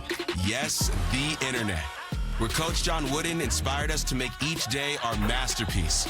41-7, Ohio State in front of UCLA. From Ohio Stadium, we're going to check in with Catherine Tappan.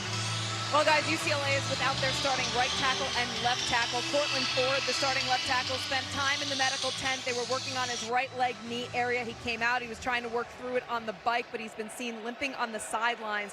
And the right tackle, Ruben Unije, spent time in and out of the tent throughout the entirety of this game. Guys, clearly dealing with an injury as well. So UCLA short-handed, already without their starting quarterback, Nico Iamaleava.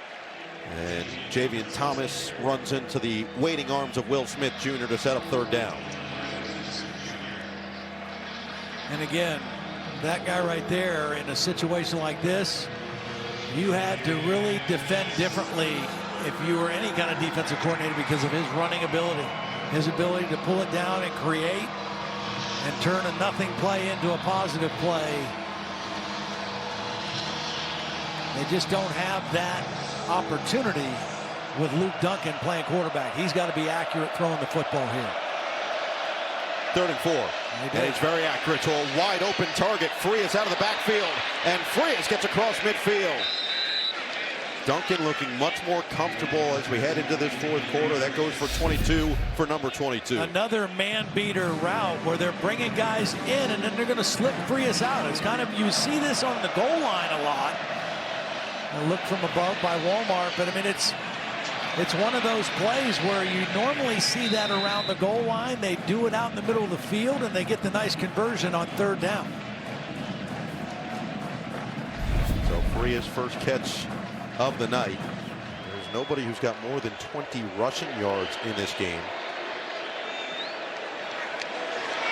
Iamaleava had been their leading rusher in 5 of 9 games prior. That was nearly picked. Tipped up and available for Leroy Roker III. You know, we've talked about Tim Skipper. We've talked about Kevin Coyle. That guy right there, Noel Mazzoni, he is kind of like, Jerry Neuheisel said he's my football godfather, okay? Yeah. When Jerry Neuheisel came to UCLA to play, his freshman year, his dad was the head coach and then got fired. And Jim Mora came in.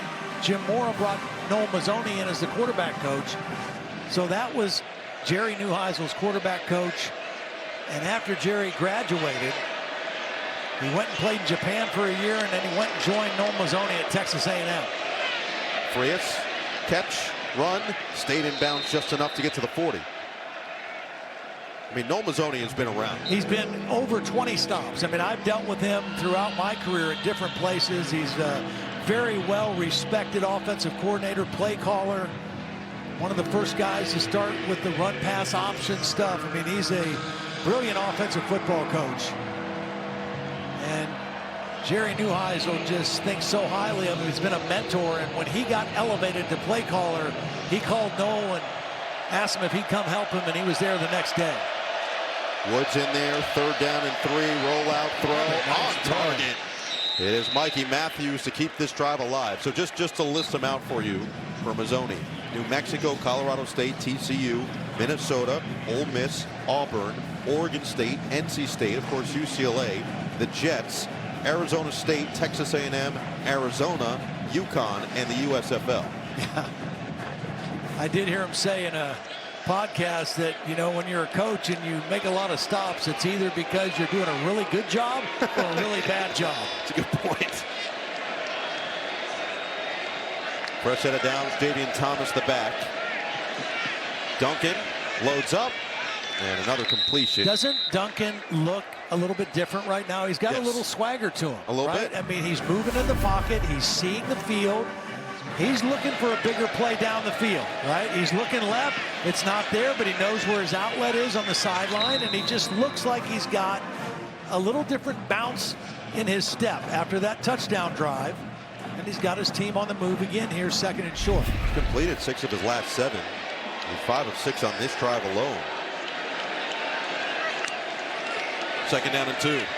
Duncan stays in the pocket. Another completion. And across the middle, Quasi Gilmer's going to have the first down.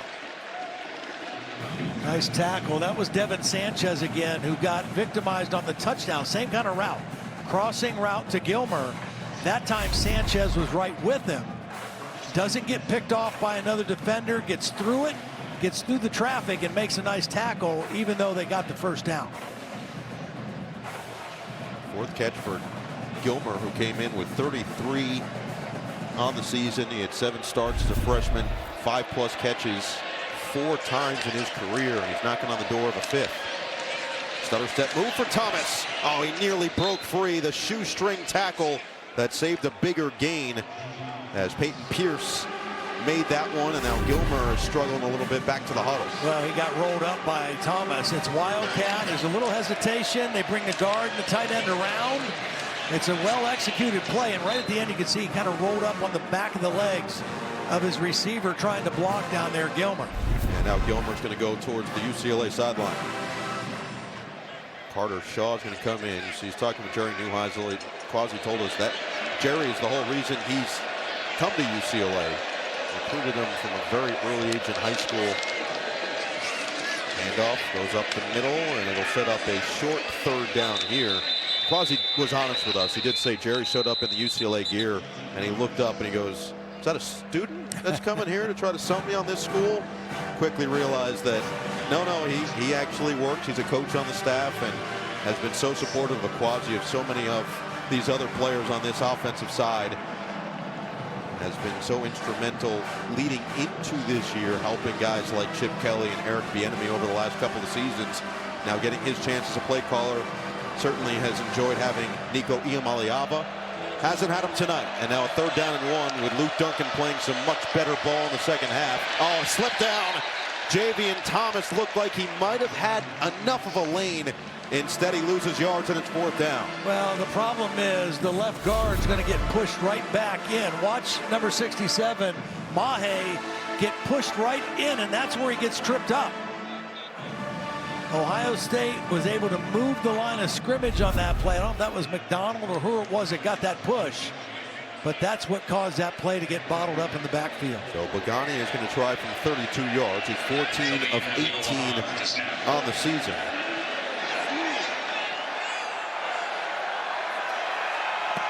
And this one does get over the top of the leaping line and goes through. 8:49 to play here in Columbus. Points on back-to-back drives for this UCLA offense.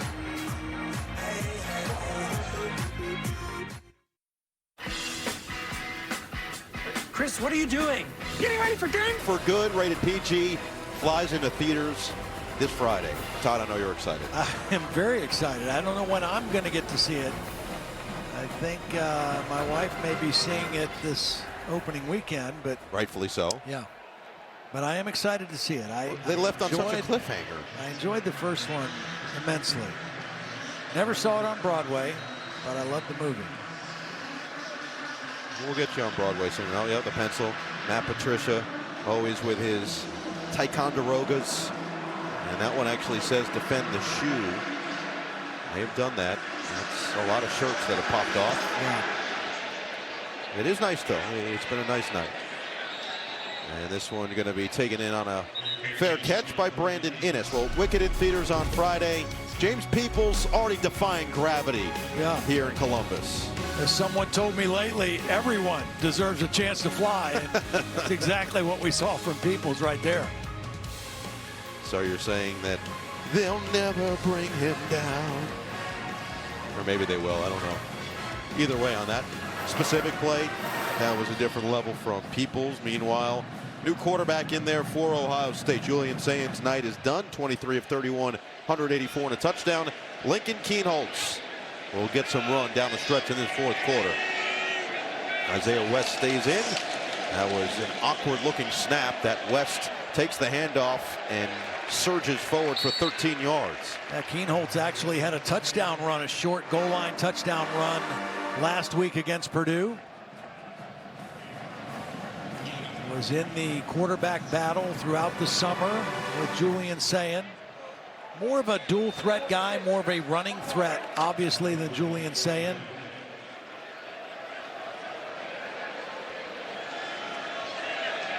It's his second rushing touchdown of the season.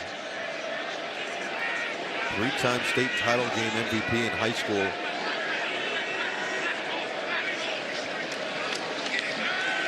They'll deliver. That is right on the numbers for Mylan Graham.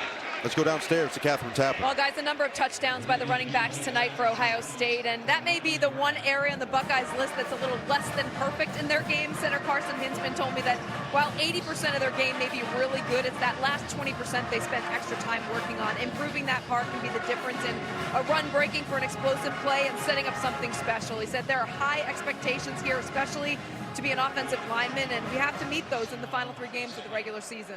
The standard is the key in all of this, and Ryan Day has been very clear that just because they won a national title last year, if anything, they have to come back and work harder. They have to come back and set that standard every day, build that foundation one brick at a time on a daily basis in practice. Oh, you see the pain delivered on the back end by Kienholz. He ran right over Scooter Jackson, and what was an impressive run is also a short gain of a run of 2 yards. Yeah, I mean, credit both those guys. There's courage on both of those guys' part.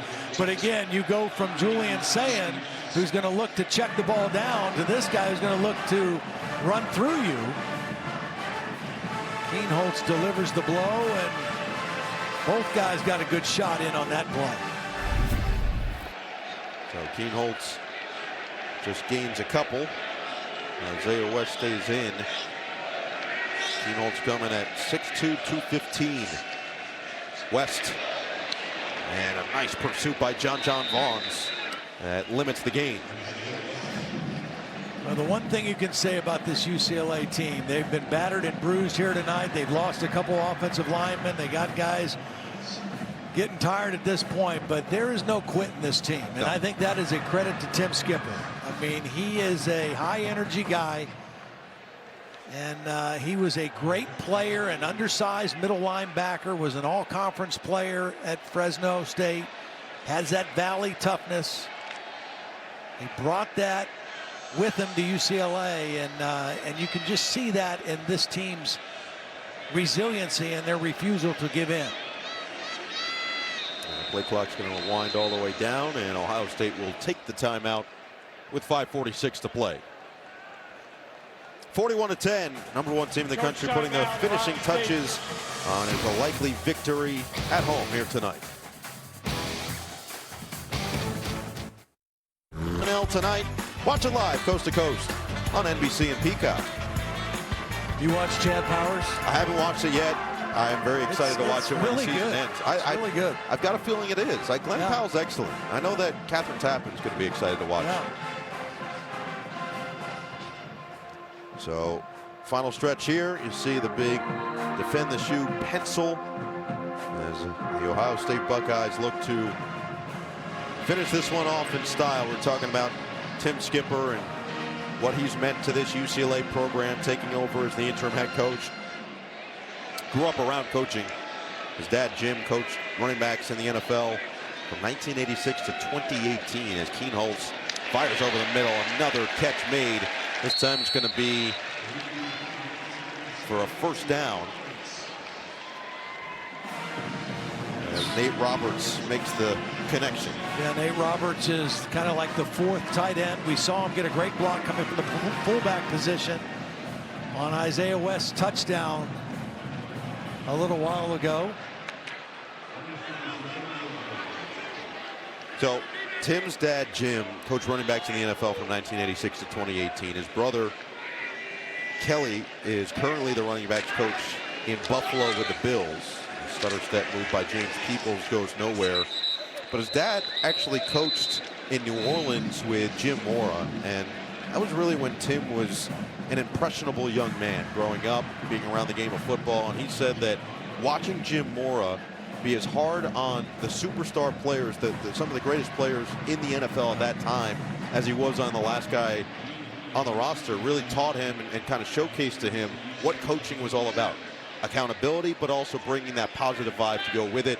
And that combination is really what he has provided to the Bruins since taking over early this season. Second down and 9. Isaiah West. And he gets pushed back. Scooter Jackson, first one there. Well, Ohio State now over 200 yards rushing. It's the first time against a Power 4 opponent this year that they've gone over 200. They had 170 against Purdue a week ago. That was their highest. And now over 200. So, again, just kind of building towards that balance. Ryan Day wanted to run the football better. As you get in, I mean, you would expect November 15th, this would be cold weather, Big Ten weather, and they don't have that tonight, but it's coming. How about the balance? 30 runs for 202, 33 passes, now 34. They've got 203 there. Add a little bit more. Roberts, another catch out of bounds. Really nice throw by Keenholz, too. This is a long throw now. He's on the right hash, and he's going to throw a bench route to the left sideline. This is a strong arm right here. That's a long throw and delivers it right on time.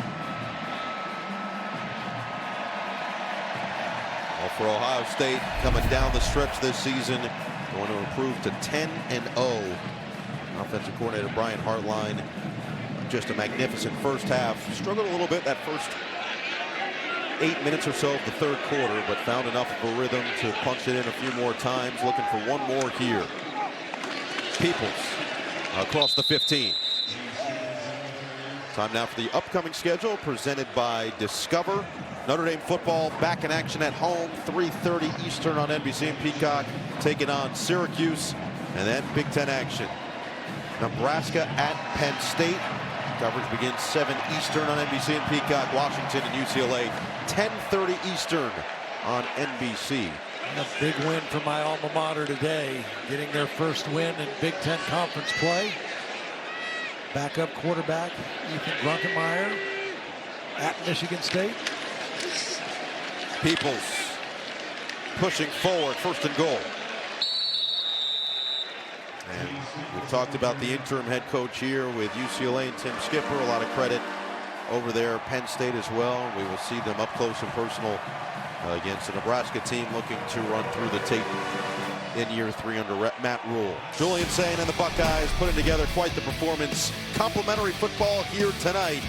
2 minutes away from their 10th win of the season. Up 41-10 at home.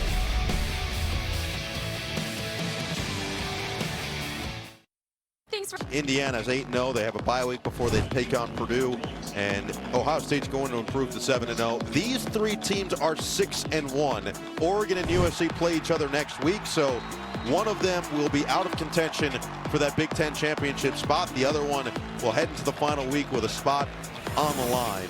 And those 3 games are the biggest 3, is certainly what happens with that USC-Oregon game next week will determine how big that Oregon-Washington game is the final week of the season. Hand off to the outside. James Peoples has his second touchdown, Buckeyes. First one was absurd. Second one was impressive. And Peoples putting on a show. Well, they had 2 opportunities with unblocked guys to make a play. You're going to see as Peoples takes this ball and tries to break the outside. There's 1 miss, there's 2 misses, and then it's walk into the end zone for the touchdown. Obviously a fatigued UCLA defense and hard running by James Peoples. Fielding adds the extra point just barely to make it 48-10. 2 touchdowns for Peoples. one for West, one for Jackson. A dominant running effort for the Buckeyes.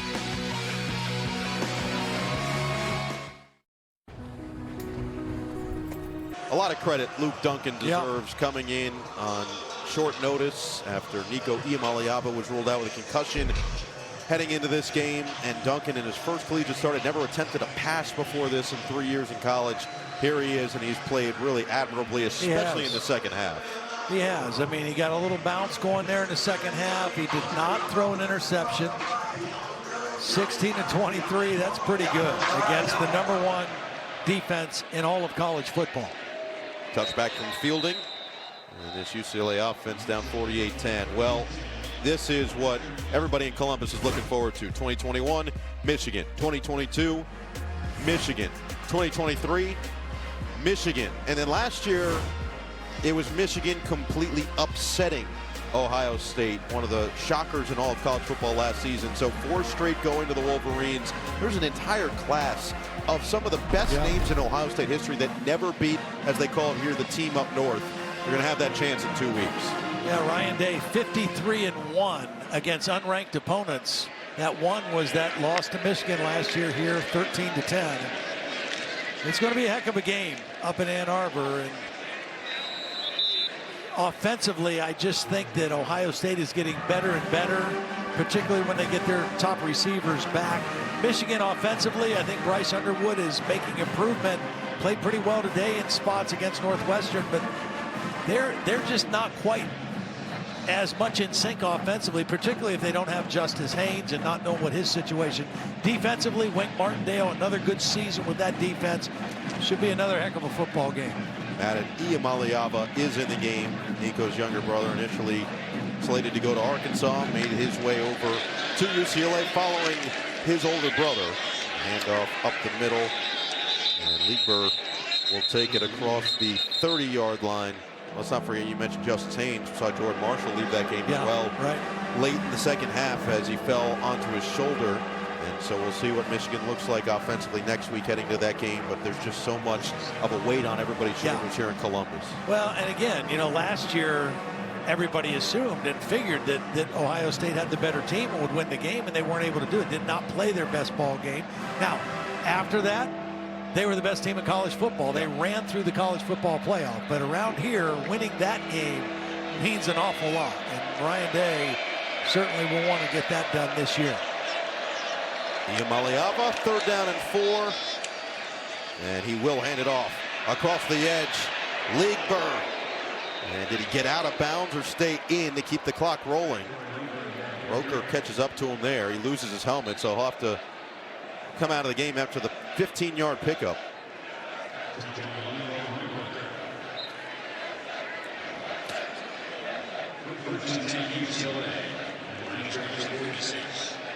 Isaiah Carlson is going to be the running back here. 17 seconds left. We'll see if it's one final handoff or if they'll let the young Madden Iamaleava let one rip to finish this one. And it is a handoff, and it's not going anywhere. This Ohio State defense does it one more time. Converges and closes the door. Alford ends it. Ryan Day's team coming off a national championship, 10-0 to start the season. A 48-10 victory. Complimentary football, team football on full display for the #1 team in the country.